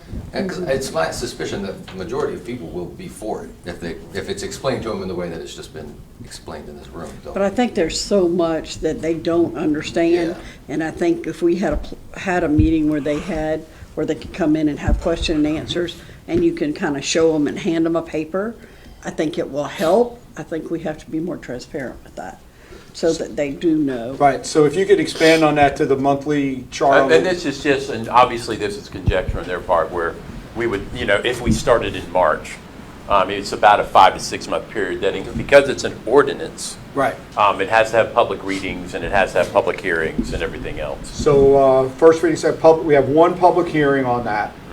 So if we could expand on that chart as you go through here to add every time a public comment will be available. So, Oh, yeah. you know, which will be, there'll be a workshop discussion where public comment can be available, then there'll be a council meeting where public comment, just to highlight the public can comment on this series at these meetings as we work through, because we're gonna have to see this. We're gonna have first reading, second reading, public hearing. You're gonna bring it up in a number of workshops as you're going through I there. mean, this as is well. probably going to coincide with your budget workshops also. Correct. So I think it's important for what Kevin's saying is that we highlight every time somebody's gonna have an opportunity to talk about this and move it forward. But something to think about also is while we're mobilized and here doing this work, we're also looking into stormwater drainage issues. You know, you look at the West Paris, Madrid, you know, pond, and how we tie it into what may be happening at Anchor Park and getting it into the Cypress system, you know, while we're mobilized, you know, fixing. Also the authority. Yeah. With 2-inch galvanized lines. Yeah. And that's where you're gonna have to help us, and then Van, you're gonna have to say, we're gonna move some of the funding. You know, West Paris Avenue isn't a road that probably needs to be repaved at this time. It was high, it's in good shape. But we're gonna have to do half of it because of this. Other areas, we may have it on the repaving list, but you've got it on the stormwater list, and then the American Recovery Act dollars can do the repaving and the stormwater, so there's gonna be a moving target. But we gotta we gotta agree that the bonding is the way to do this and utilize our borrowing capacity to get this forward, and then they can take off and figure out how to make it happen and explain to us, and we and them can explain to the citizens No, I think it's of great. what we're doing. So As long as it's, like I said, just defined and concise and all and everything's kind of set and we let the people know about it. And you have the availability of the stormwater utility funds because you are to utilize them in some of this work also. So, and, you know, we've not touched that fee. I mean, we're by far the lowest in the county with what we charge. But as we take on more capital projects, you know, like this system, you know, it's something we need to think about. But right now, we'll have the ARPA funds available to take care of that. I don't think this is the right year to even think about that. No. I don't. You're absolutely right. I don't think it's the right year to think about that in any way. And the 7 mills is just for 10 years? Yeah. So you're going to drop the mills 4 or 5 and then add the 7, and when the 7 goes away, so would they ultimately after 10 years have a lower millage rate? Correct. If the next council doesn't decide to go back to the bond market and I gotcha. and build a new town hall. But according to that You know, structure, right. in 10 years, they technically, because, I mean, you're going Right. to drop it 4, go up 7, then remove the 7. They're actually going to get a lower, it'll be lower in 10, okay. And that's, I mean, if you looked at it schedule, that was based on a, mill value of 49,152, which I think is probably I mean, that one sale alone, that's Could 3 increase that. mills Right. of value right there. Okay. Cool. Good? So, Have we given you the information you need? what do you think, Michael? Is there anything else we? Have we given you, do you understand our goal and directives there on that Yeah, I think aspect? a overall master plan needs to be created so we can coordinate with everybody. The authority, the stormwater improvements projects. Yep. So, And obviously, there's a cost to just creating this bond that we're, Yeah. start moving forward with. Well, it's all built into the fee? Yeah. And the other, in the Will Lawrence, this would be something Lawrence would do for us? or- Yeah. So this will be coming through Lawrence, okay. Yeah. And Michael and I were talking about Paris Avenue yesterday. I mean, it needs we're gooing some stuff, but we've got, roads, kind of Reverse swales and reverse not swales. stand-up curved, and it's so wide, and it itself is, we're gonna have to, we're gonna go as far as we can with the new lighting and the 750,000, but we're gonna have to talk about Paris Avenue. yeah, I mean, you got a lot of different funding to potentially, I mean, it's the main entrance to the town. And you got Safe Harbor doing their thing. The coordination, this might be the appropriate time to coordinate and really make it great. And all this stuff is kind of playing in with stormwater improvements, potentially water replacement with the authority. You could do curb and gutter. You could make the sidewalks 8 feet wide. You could, so you could really make it pedestrian friendly, and those would also help slow down traffic calming on, the roads are just like ginormous. Like Stan was saying, it was for the port property. Yeah, We talk about exit ramps coming into the village, but Paris Avenue itself, people treat like there's exit ramps on it, If they're going to, if they're turning down to 11th, and they'll shoot off into the right as if they're getting into a separate lane to turn, and that's not necessary at all if we have the right built environment for people. Yeah, and we're talking about, we got a CDBG grant to do the streetscapes or the street lights and the medians, and it's almost like if we could just coordinate everything together, we could really improve it a lot versus kind of Band-Aiding it, That's what we're looking for, that CIP plan coming in, the projects coming in, and then the funding. Van, you show us where you're thinking about funding. I think Paris Avenue, aligning a road painting, I don't know what the right word, I'm stuck on the word here, but just delineating what Paris Avenue should be and where cars should be, what would that cost to clearly do a center line and two edge travel lanes, and then shared where the golf carts are going to be, or the golf carts in the road, and then there's bike lanes. Right. And then there's the sidewalk that's there, because with those narrow sidewalks, bikes shouldn't be on the sidewalks. They should be out in the road. And do we do a clear section, here's bikes, here's cars and golf carts, here's your center line, don't cut you go to the right, you're driving in a bike lane, and it shouldn't be there. So those are the kind of things that even if we, now to get people used to as the projects come forward, the road's going to get narrower physically, but the lines could show that now. Yeah. I love the idea of an 8 or a 10-foot wide All right. sidewalks in the right areas. This That's is, the way it should be. we had started looking a little bit at Paris, and this is showing it going, from the bottom of the screen is, excuse me, I can't. Okay, so that's the back end? Ninth, I think. That's in the back end parallel parking, the 9-man parking? That is reverse parallel parking, which I'm a fan of. That's reverse park, yeah. Yeah. I'm not gonna- See if there's a slide after that. I can't remember. You know, I'm mediocre on the, see that, go back up again, that one, just like that, the little, where the bike lane was. Next one. Right in between the next one, right there. So that, you know, just lining the road so that you can see where cars are supposed to be, where bikes are supposed to be. Doing the golf cart and car lane together, because, you know, honestly, the golf carts go as fast as the speed limit on that road. You don't need a separate lane. Some of them. Are we talking about this in the Well, speed limit bond? is low. About I don't that think- money? or No, I just think, overall I think they're at talking some about point? how this could all be We don't done need a together. separate lane for golf There's carts. the next The slide. speed limit's already low. So we don't need a separate lane. I had more Right, you visual. say, that's what I'm saying, you don't need a separate lane, but have a bike lane so that the bikes feel comfortable. Right. And if we're Yeah, I building thought it they were correctly, more you can make the speed limit 20 instead of 25. That might be more. Because our- All the golf might be carts more will for keep real. up. Yeah. Well, we're 21, Still, what's the hurry? 21 and a half. I don't think it really. Exactly. Go back to the old 21 and a half. Them to be slowed down and look around at where they can stop. I cruise. Those signs get stolen. The 21 and a half signs, yeah. we can't keep them, right, if we put it back up, the signs are too popular. That was what we were unique for, though. People Right. loved it.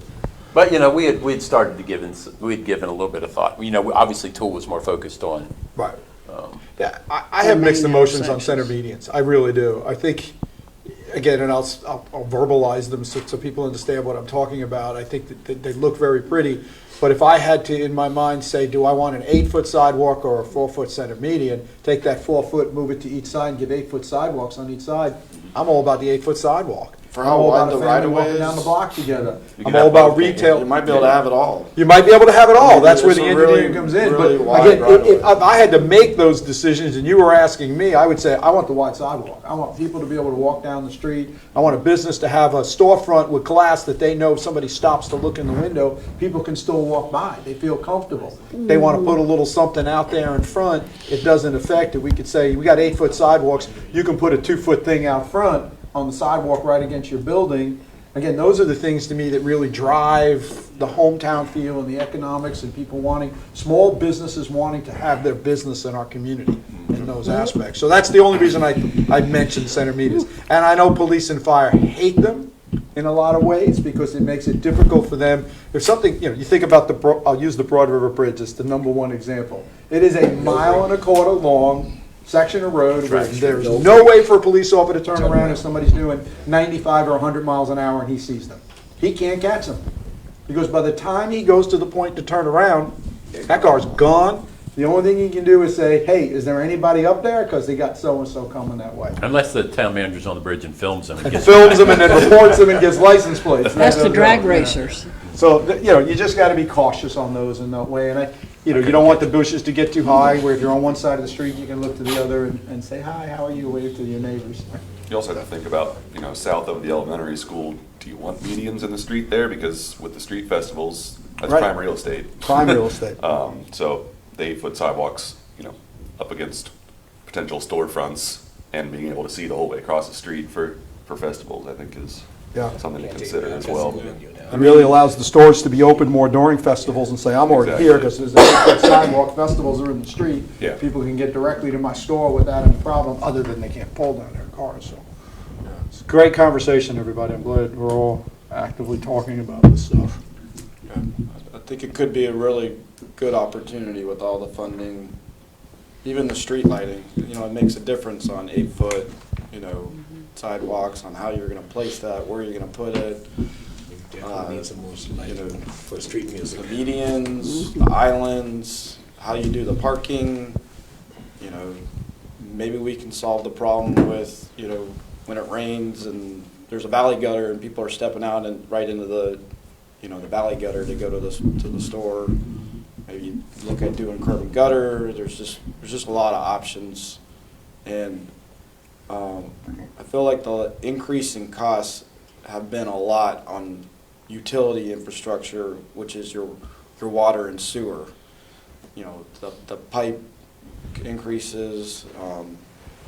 So I think there could be more value right now where the costs aren't as crazy as utility costs to put it into something like this. And then the other thought that we'll have to decide if, you know, again, if funding doesn't allow us to do the whole road at one time, you know, where do we start? You know, we've always immediately thought you start at Reebok Road and you come down. But with what's happening now at this end and what's happening with our festival section, do you start at this end and make this section the way it is, where we spend a lot of time, where we have street music and that kind of stuff. We do a little bit, we're doing what we're gonna do now from Rebar Road, and you kind of close the gap in that way, and you bring it from the core, and you bring it out as we understand what the port's gonna do, and incorporate with the port, because if they decide to turn, 8th into a major entrance rather than the end and different things, then we incorporate what happens in Paris Avenue at the same time, and as the economy of scale, if a contractor's in here, we want to do this to this intersection. We want to fix this storm drain. We want to do that in that aspect, and we build our kind of downtown, and we work our way up in that way. So there's just lots of options and lots of things, and that's where a good plan back to us. I mean, how nice would that be if everything just kind of matched all the way to the port, including into the port? Yep. It looked like it was originally like that for 100 years, so. Yeah, I mean, look at our sidewalks now. I mean, we've got 8-foot, 10-foot sections and No, down to none. 4s and Zero, 5s or 0, 0s. 4, 5, 6, and 8. And I'm just talking about Paris happening. Right. I would like to see some, just different ways of how it can start and move in, because, we do have, the biggest complaint from people that don't live in the old village is that all we care about is the old village, so. Whether that's true or not. It's not the case. I'm saying whether it's true or not, that is perception. All right, so. Did we give you what you need? Yeah, I think we got enough, don't we? Yeah, and I think, I think for Dean's sake, I think we do. Okay. So, all right. All right. Well, now we can move on to You had a topics. goal you wanted to. No. Keep No. going? Yeah, keep going. Okay. Keep going. Are we going to move into topics for discussion? Yeah. Is that where we and are? This is a suggested list, obviously. I mean, it's a retreat. Mm-hmm. So it's kind of open-ended. No, you did. The port, I think, has been on the retreat agenda since 1957. So we can talk about it some more. June just mentioned something about the talk or the consideration from the port owners about making 8th their primary entrance or major entrance. I think I've seen some, they were WIT plans, I think. I think they were WIT's plans, not maybe this, it was not this, I've not seen anything from the new owner. Well, you said that really haven't because had I'm going to any throw something out. interaction I'm with going the to throw new something out right developers. now also. And I thought about it also, and we've created a 3-way stop on 6th and 7th to the Sands. But has there been any consideration about just closing 7th through 6th and creating more open space, and then you continue down London to 6th, where now you just have one road in there? My understanding is, first of all, 6th Is to close. is going to close. That is not a public right-of-way. That Okay, is so it's private not- property. that's private property. That's private property. See, I view it as 6th, which, okay, so since it's private, that That's kind of because takes of the out this land. here, because I thought it would have made sense. It would have made sense to have 6th that just continues on into the sand, and then if we close 7th through 6th, and then that creates more open space on that marsh side. Yeah, that was my understanding. I may be completely wrong on that. No, that's how I understand it. That's how you understand it, that when we were looking at all the documents and the deeds and the development agreement, they own Okay. 6. 6 is not a public road. We It was own, part of the state property. it's part of the State Port Authority property, Okay. right Yeah, down they're in the there. state. So we have to wait and see what they decide to do See, whether we with continue development straight in down that to way 6th and what's and going get to happen. rid of that Sands Beach Road piece My there. understanding was it was going to close at some point, but again, I have not seen any new plans or anything like that. Well, I it think- could be Well, that- because they're talking about doing their maintenance and all over in that area, and Space they're not between gonna the- want they're traffic talking coming about through it where is the maintenance is Already going. pegged as part of the, Yeah. yeah. So I think that the south of Sands Beach, between 6th and Sands Beach Road, Yeah. is, Yeah, that's that's kind just- of where they have slated for potential further dry stack is where they're at, right? And that was part of the park swap that we talked Right. about with the. Right. There's no dry stack going there. Let's No, sorry, yeah. I didn't- Please be Boat careful with that storage, word. boat storage. Boat No storage. storage. Boat storage. Yeah, Storage. yeah. He's young. He doesn't know this. Forgive him. You don't know Storage, that, you're almost stack. young enough to I know got that you. the dry stack conversation. It's storage stacked on top of each other. Greg. You just got my blood pressure about Sorry. right there. Surface level. Yeah. Boat storage. Okay. Or staging, Carl, I if you're should say. watching. Sorry, everyone. We've I've Poor Vernon, rest his soul. let's do a couple of times. I've randomly seen where 7th was the main entrance, where 8th was the main Main entrance where Paris Avenue ends up to be the main I just thought that would entrance. have been an opportunity to have more open space. The point where thought 8th they wanted Street to came build into the down there at one conversation point. was, I think, strictly talking about how to get people from the trail down the promenade on the west side, and then how they would get through town to go over to the Sands Beach. And with the potential town park there north of Sands Beach Road, that would be part of that park swap. That would kind of lead people down 8th and then through the park with the potential bike trail and continue on down the bike lane. And if to that Sands ends up Beach to Road. be, so that's that prime example, then we would want to fix Paris Avenue in that same way. Yeah. If that's now going to be the path that goes, that ends Well, up now. And we you're, would want to consider some extra markings on. There it is. yeah, 8th as Safe well. Harbor had actually talked to us about building that park off of 8th, coming and making that the turn and having the park come over on the water side. So where are you, just, or, Van, where are you with conversations with them? I think we understand, because you gave us a briefing on the dry stack and what's happening with that. Permits have been issued, materials ordered. Where are we with beyond the dry stack on conversations with the port development? There are a couple of things. They're focused right now. They're having to make some revisions to the marina permit, and they're also dealing with the fallout of the shipping channel issue. So that obviously is a priority for them at the moment. One of the other things that they are doing is they are standing up about a $3 or $4 million operation to start fabrication of the concrete floaters, which are 20 by 80 foot sections. So that in itself is going to be pretty significant. So they're going to do that on property, Yeah, they'll be able to do it here. So, which is good. which is really good. Yeah. Because that'll reduce, Yeah, we won't be dragging massive sections of floaters down Paris down Avenue. Paris Avenue. That's great. Very good. Is there something I think would help with this? Is there any way that we could get, because I know they're starting to bring employees in and people into work, can we have a representative from them come in here once every 3 months? Yeah, with- they do. They have. With WIT, and so. Well, what's interesting is the guy who was for someone this area, they just purchased Jarrett Bay. Okay. And so he got pulled off that a little bit. So they're still expanding. Good. And I know that they have hired another planning organization group to start the planning of the balance of the property. Yeah. But yeah, I'd like to get somebody Yeah, more not, regularly not, in. not, they don't have to come to every meeting, but, once a quarter, get somebody to come in and just come to a council meeting, give us an update. And Where's Jerry Bay? It's in North Carolina. Thank you. It's on I the just Arcosa think we Waterway. don't, we haven't, since they bought the property, it's been kind of we get to hear, WIT, but we kind of want to hear from Safe Harbor. The people want to know what Safe Harbor's plans are. Well, But we want Safe Harbor people to Right. come in and start telling us some of the stuff that they have planned and what we can expect and some timelines. Well, they and- haven't done that for staff yet either. Right. Yeah, but I mean, we Past need what- to kind of So, talk to them about it. yeah, you're right. I mean, it's a comprehensive look Yeah. as much as it is There's a figuring lot, out it's got a lot phases of permit. questions. People want to know because it stayed so stagnant for so long. Yeah. But So they're they're waiting, actively- the material's been ordered for the repairs and reno to the dry stack, and they're on the same lead times everybody else is.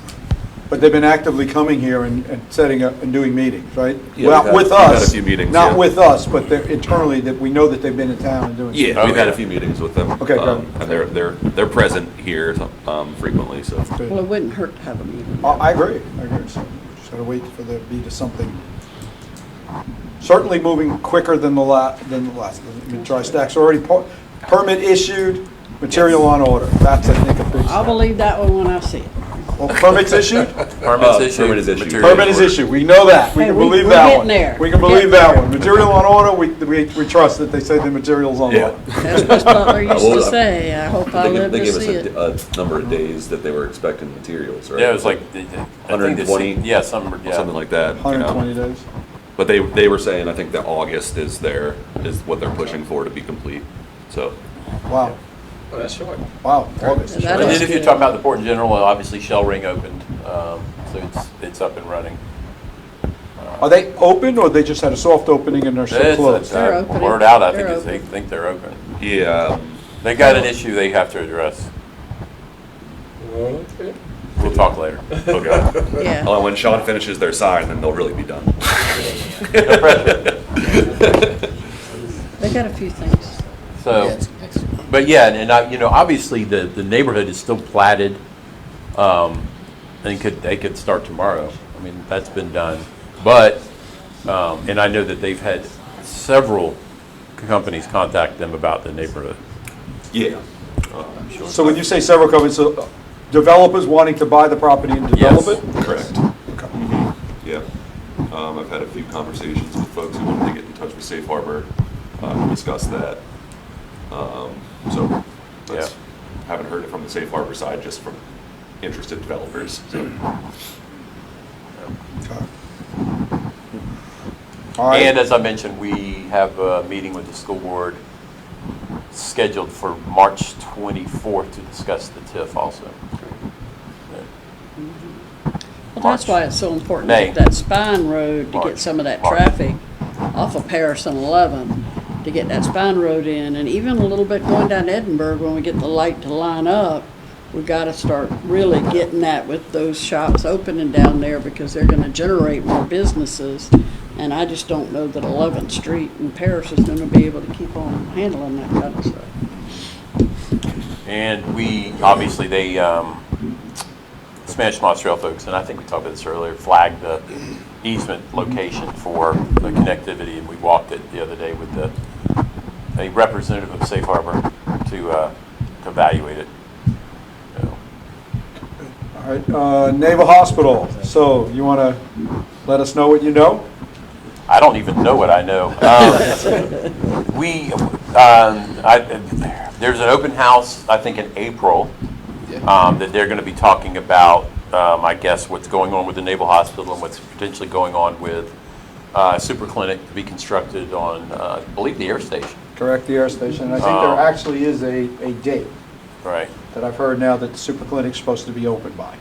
Right. And so obviously there'll be some discussions regarding, how that impacts the Naval Hospital property. And we have also, in our efforts with Arnett Muldrow, are, thinking about the Naval Hospital impact on the corridor itself and how it interfaces with the Naval Heritage Park that we discussed earlier. Mm-hmm. And,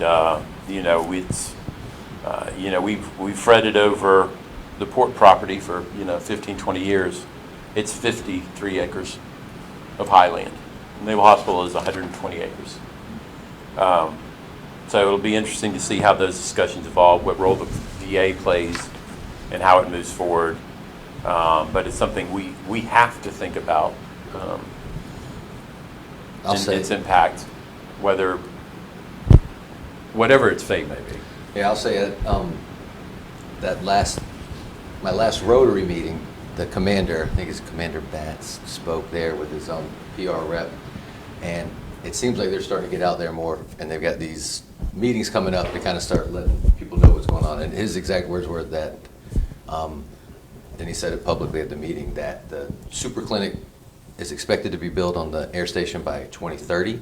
Okay. And when they do that, the majority of services that they provide at the Naval Hospital will move to that. And he did say, as long as there are Marines on Parris Island, that we will always have some footprint of Naval Hospital there to service those Marines. But then he did say, someone asked him, what does that look like? He said, I cannot tell you exactly what that looks like. But he did say that 2030, and he said at the latest 2032, that hospital is to be built, and the majority of what goes on at Naval Hospital at that point will go to that. His words at that. And I think they're going to reiterate that at these meetings. They're trying to start getting that out into the public, like this is what's happening. So, So it's essentially they're going to hold on to that property in some form, like I mean, And I've heard through Paris Island contacts and connections that there was some discussion about a second super clinic being built on Paris Island so that they could actually all operate it under one, but then they would just literally be on Paris Island and the Naval Hospital. So is that the presence that he talks about? He didn't. Again, he, like he said, doesn't know what it looks like. Because he didn't say it would be at the Naval Hospital. He said as long as there's Marines on Paris Island, there will be some footprint of Naval Hospital to support those Marines. Right. He was asked directly, what does that look like? He said, I cannot tell you what that looks like at So this that, time. that's the wonder whether, right, the super clinic on Paris Island is what you hear Yeah. in that aspect. in He that said way, so. 2030 is the timeline for. So, and I know, I'm just letting you know, this is what I hear directly, and they're starting to say it publicly, so I mean, That's good. that's, you know, because everyone you talk to is like, well, that's been closing forever and ever and ever, but it does seem they are starting to get more vocal with the reality of that. Well, I think our key is we have to stay, we have to stay involved with everybody who's having these conversations, and we know that the cybersecurity group is working very, very hard to get that possibly turned into a cybersecurity training facility. And we've just got to stay involved with this and make sure that we understand and how much of that, how many acres did you say, 100 and what? 120? 120 acres stays as what I will call public land, we'll just call it that. And is there an opportunity for any of that to turn over into a private sector in any way, shape, or form? That's what we need to understand. Public-private partnerships, there's the Public- historical aspect of it with the How- emancipation right. tree. and How all much of that it stuff. can be added to the park There's a and lot. move the fence and all of those aspects and how we have to move forward. It's this, What about we a thought the walkway? port was difficult. We thought the port was difficult and it took 20 years. I'd love to see a walkway in front of that people could really enjoy the water Yep. there, because that's the prettiest view. That's the question. But I think it's good, we're just keeping it on our forefront, we're talking about it, we're trying to have those meetings, because, again, like I said, I was kind of shocked, because I've heard him talk before, and they're kind of wishy-washy, and for him to kind of stand up in front of them and say, "No, it's-" Well, that means it must have made it through some he appropriation. said, we got a time, committee. yeah, he said, time frame for that super hospital is this, and we will Decisions we were will made. move all of our activities to there. So, okay. And what's Good to know. important is we need to have some idea of what a vision could be, because of the way it works, if you close a federal facility, I mean, the way that I think the typical process works is then the other federal agencies have the ability to evaluate whether they would like to utilize it for whatever purpose they Yeah, have. we don't need a federal prison here. Yeah, I don't want the Department of Corrections. Yeah. Or, never mind, right. We want to make sure it gets utilized in the way that benefits the town. Right. Yeah, there's absolutely a way to do this, and Right. I'm glad that we're talking about it. I think that has to be on the forefront for a long time. All right, road corridor. I think we didn't talk enough about roads. You know, we had the meeting with Arnett Muldrow and 303 and other Right, so River Road. adjacent property owners. And I got an update from Tripp on where he is now. Oh, good. He's doing some things, prepare corridor-wide development opportunities map, identifies major properties, re-examine the crossings at Port Royal, and this is when you come off the bridge properties on the left-hand side, or Sea Island Apartments and some other places on that side of the road to kind of give you a visual. I look at public uses and the location adjacent to Paris Avenue, kind of understand that, but not really. Prepare an alternate on the Nally, which is the Piggly Wiggly site, to give you some sort of idea of what you could potentially see there. And this is kind of we talked about this whole bubble planning for the Naval Hospital, so that's something we're looking into. As far as the market goes, he's revising the market numbers based on alternative designs. And then Brooke and I have the information we receive, which we'll forward to him to take a look at, which will certainly help. Prepare more robust interpretation of the numbers from the market research. Employer and employment impact for new jobs, potentially around that area, and obviously talking about cyber, those sorts of things. Implementation suggests a suite of implementation funding techniques and their applicability. Coordinate timing of potential sequencing of funding techniques. So obviously this coordination that you and I talked about. So, and I think we're looking at trying to get together again sometime early March, and then with a wrap. You know, I think we aim for April is when we'd like to close it out. Because that will coincide with the market study that we will receive as part of the program we're in. So we'll be loaded for bear in terms of information and things to talk about Port Royal, particularly on the Rebo Road corridor in a big way. So pretty exciting stuff.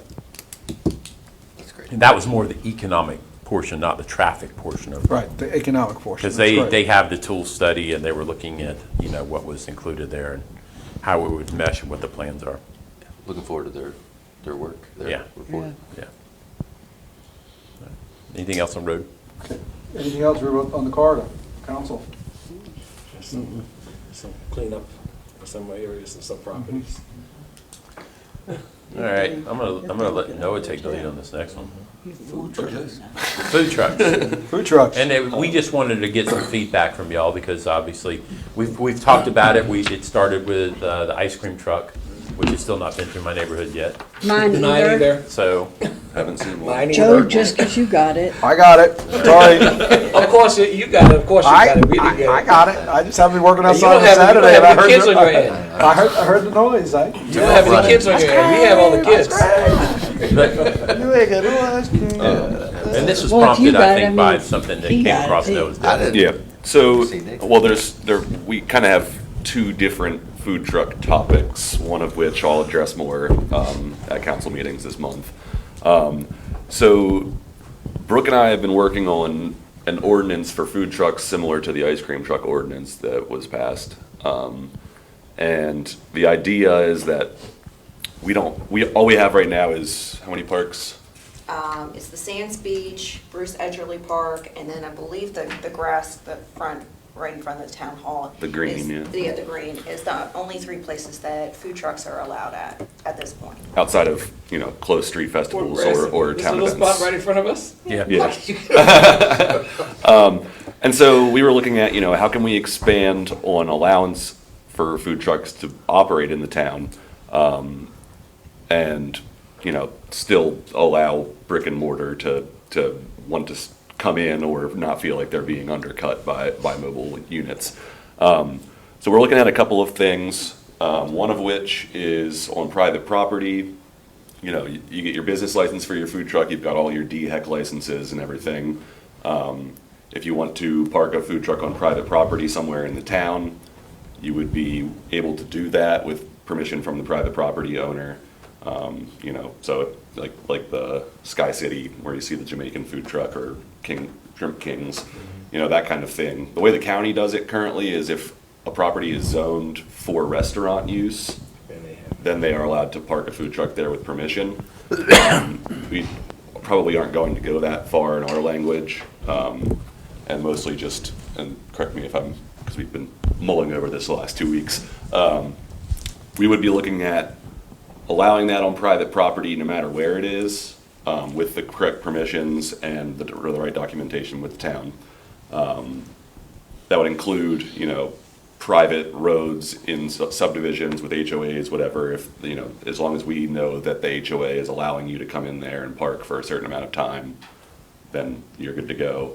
And then the other aspect of that would be along the Paris Avenue corridor, what allowances we would give for parking food trucks in the right of way for certain amounts of time on certain days of the week. How frequently the same food truck can park in the same prime spot, that kind of thing.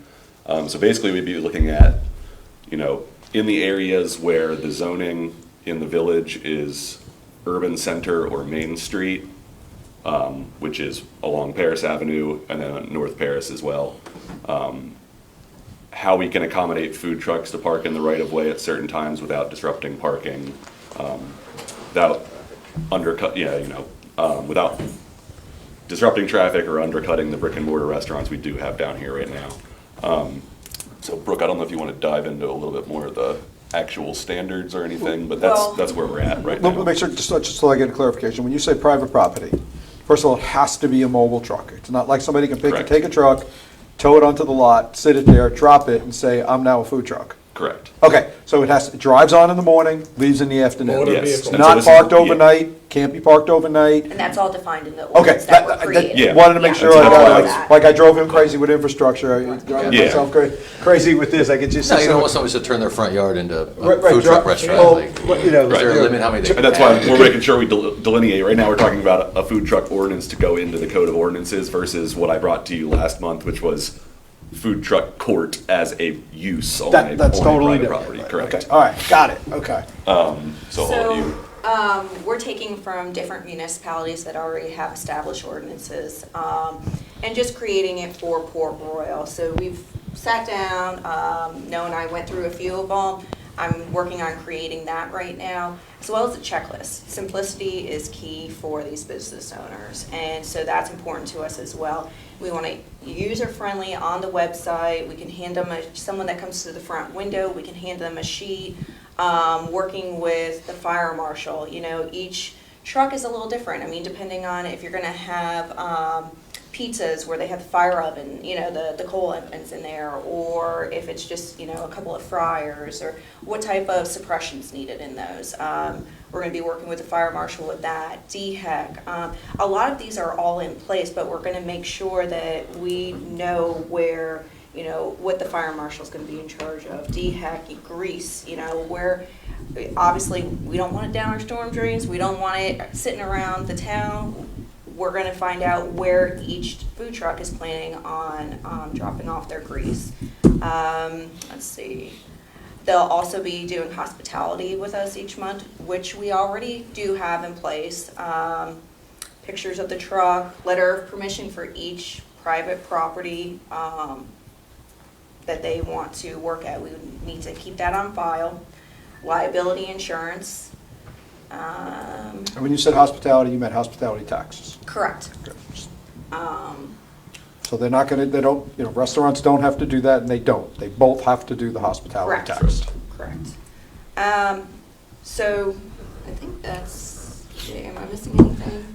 Any allowances for sit and eat outside dining? Because I've noticed that at the one in the old Sky City parking lot, he's now have about 3 tables out there. Yeah. People are limited on time, and they may want to just sit and eat. And so We will, I think we've talked about some language in that ordinance that would include how much outside dining. can be provided adjacent to a truck. And I assume because that that would have to be removed at the end Part- of the day as well. Yes, Right, so part right, of, yes. like, if they were to park in the right of way on Paris Avenue at a certain time of day, it has to be a unit that fits within one parking space.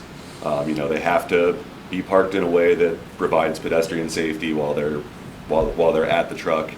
And then everything needs to be contained around the truck, a table for condiments and all that kind of stuff. You know, we'll have language for that, trash receptacle, all trash needs to be removed. You know, we'll have teeth if a truck does not do those things to say, well, then we're revoking your privilege to park in the right of way or fines. Obstruction of sidewalks. And so we haven't pinned down how we would figure out the days and hours that it would be allowed, so that's where we're at in the conversation right now. I have an opinion. Go ahead. Saying food trucks on Paris Avenue, which is the main entrance to our community, why would we want to put food trucks? Now, if you had a food festival, it was closed off and it was strictly named that for, like the JC's, Young JC's, which I think is great. Or if we had our music, maybe have one, but to have it open, to have it any time on our main entrance that we're trying to beautify? I don't think that's what he said That's not anymore. what we're saying. He said certain hours. Certain days of the week, certain hours. But you're still gonna allow them on, I just don't think that's a good idea. That's where we're at. It's You're funny, the I, city manager, so- when they said that, I thought the same thing you did. And I was like, would Buford allow it on Bay Street? And then I went, what major city, I've been in New York City, I've been to all these places, and guess what they have? Don't allow it. And I mean, Yeah. Yeah. Washington, they're D.C. right there. I'm not really clear Close on to what Kansas City. would make that It's aesthetically not- unpleasing as part of Paris Avenue, but that's not. Well, I just feel, yeah, but I just feel like we're trying to beautify and attract businesses to come in our community, especially in our main business corner, and putting a food truck there. But Well, food then you trucks want- also attract people That's- as that- well. and that's I where mean, I'll- there's that's what a I'm lot of bring- followers of different. There's people who follow. That's the what food I'm bringing to council Yeah. this month also is the benefits of food trucks in an Patronizing area our local businesses. supplementing brick and mortar Yes, I see that. businesses. Yes. And I would just say, you know, the foot traffic that food trucks could bring, you know, people who work in adjacent areas and just pop on down to Paris Avenue quick because they know there's a food truck down there on that particular afternoon for lunch. You know, those are the kinds of things that business owners see and say, hey, there's a lot of foot traffic on Paris Avenue. Maybe we should look for some real estate down there. But no, I've seen business owners also take advantage of that by allowing food trucks to come there for their sole purpose. Exactly. I So, happen, yeah. you know, My I happen to opinion- know some private business owners that do the in-parking food truck just to drive to their Yes, retail I've seen store. it. And They bring the food truck in once a month, park in front just to get people to come and eat out of the food truck, and then people But walk I- in. So I think I we have understand to where see she's the coming reg. I mean, from. I got to see this reg. I mean, Yeah. Restrictions. I've eaten out of many food Yeah. trucks because I've been in a lot of big cities in that way. And I is think, there- Yeah, I'm a Yeah, proponent is there a of it. limit? you right, know? are there limits, what spaces, you know? You're saying you go Friday What afternoon, you block? can have food trucks, is it Right. the first 3, or is it just unlimited? If you look talking Yeah. about. Well, that's It's my not personal 20 in there, opinion. but- I think you're Yeah, right. And I- I'm looking at it because I feel like that we worked really hard to get Port Royal the way it is today. And I don't want anything that's gonna take away from it. So you really have to sell me on what you wanna do. to What's be an able to enhancement. Exactly do right. that, because I just can't. Yeah, because my concern is, what impact does it have on brick and mortar? Absolutely. In particular restaurants. That's part of- And I think Park, that, that yeah, goes, that's that what we're stretch. figuring part out. of the That stretch.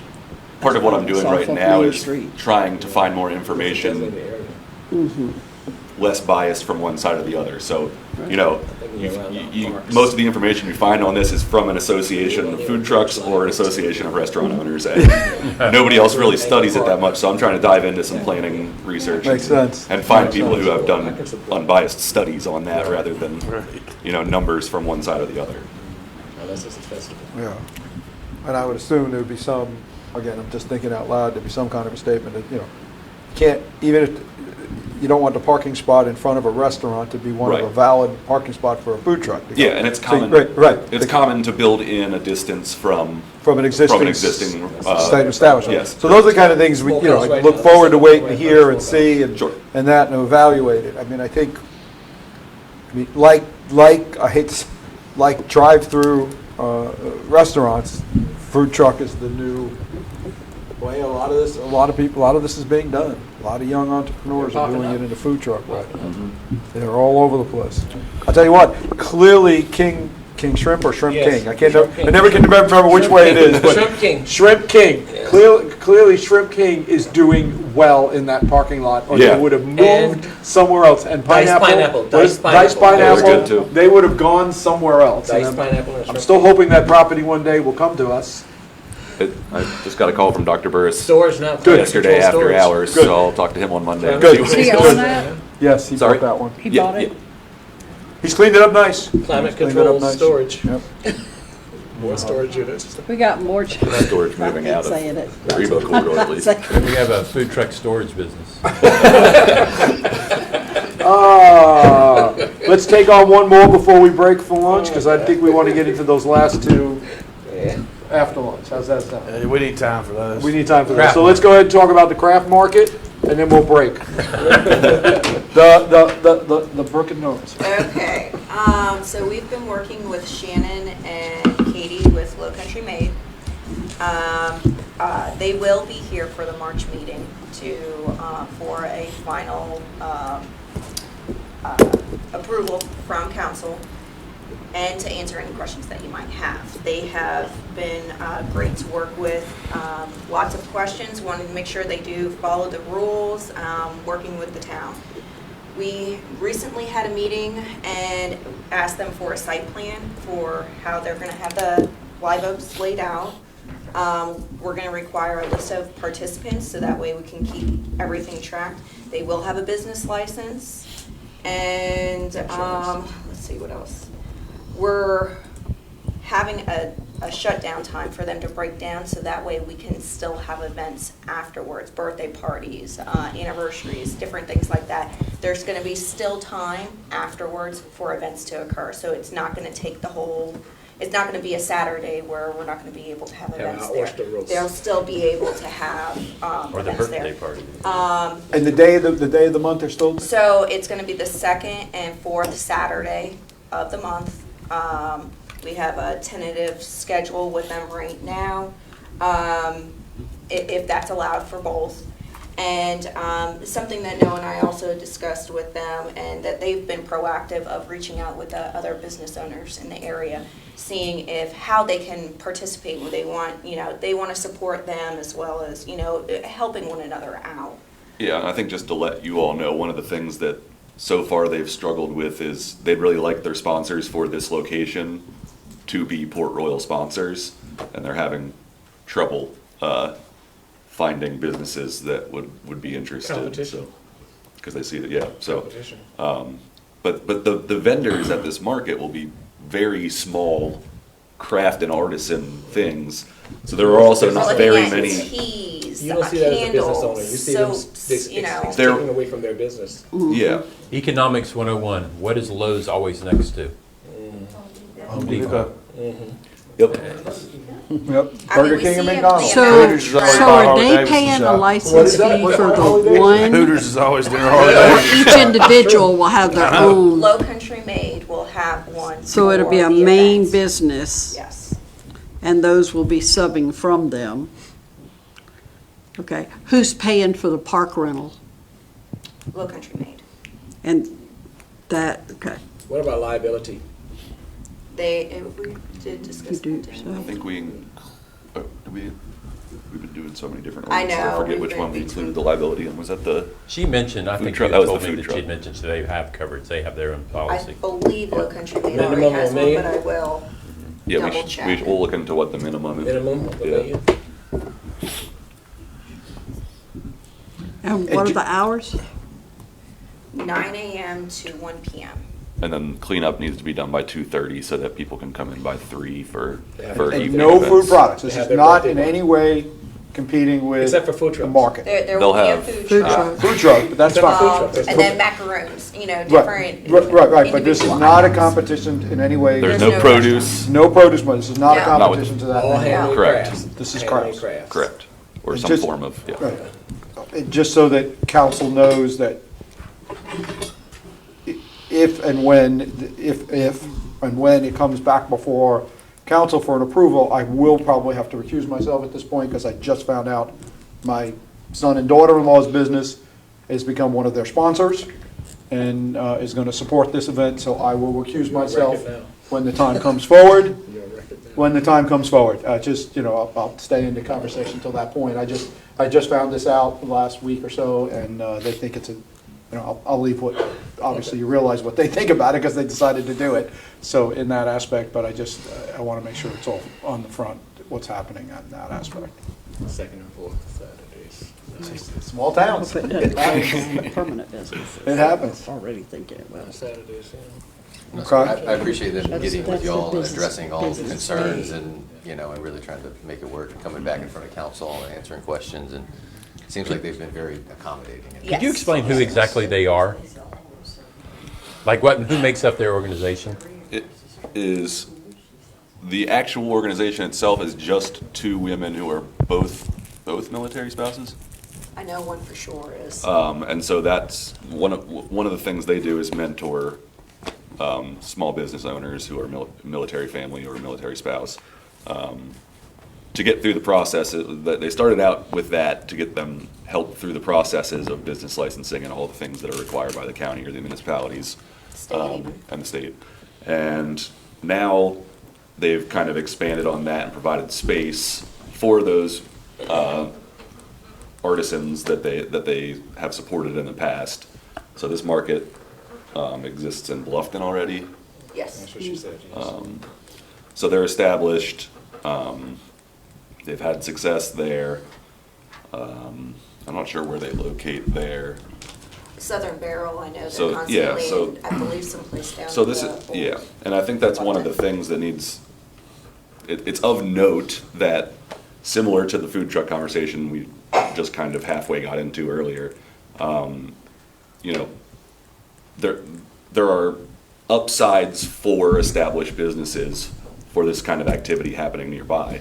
When we hold a street festival, how many people are walking in and out of Zenden the whole time, looking at their products, or stopping in at Coastal Real Estate to use the restroom and deciding to look at the listings, that kind of stuff. So, you have to take that into consideration when you think about the difference between brick and mortar and craft market as a previous business owner, I can say whenever we had the festivals, I mean, that only helped our business. You know, people that didn't know that we were there, having the air conditioning, bathrooms available, you know, people that want to sit outside in the heat, I'm gonna go inside the restaurant and have a meal. Same thing did happen with the storefronts. I mean, it's South Carolina, it gets hot here. I'm gonna pop in, see what this place has, I'm gonna cool off a little bit, and tell you a benefit. find out about a new market that we have here. I tell you, a business that has benefited right on Paris Avenue, whenever the festivals are there, like you said, air-conditioned restrooms, and hey, give me a piece of this. Yeah, exactly. And that's where I always make sure, and it's actually offended in our zoning codes of where when we do have these events, you keep open the space for the storefronts.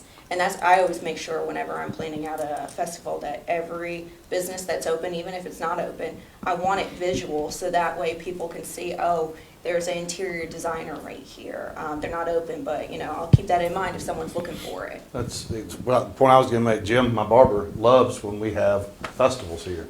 He said because the next week, it's crowded. I don't know if it's people realize, hey, I didn't know there was a barber shop here or not. It's not crowded. That's But right. now they come down there. Right. So I can remember having this conversation with some of our constituents about, you know, festivals on Paris Avenue, how they were against it. I'm like, it brings so much good to our downtown area. How could you not support it? All right. We look forward to the information. Look forward to coming back. We're going to go ahead and take our lunch break. Lunch is not here yet, so we gotta keep going. No, it's here. You missed it, Warren Clark. 30 minutes, everybody? So that people watching, 30 minutes?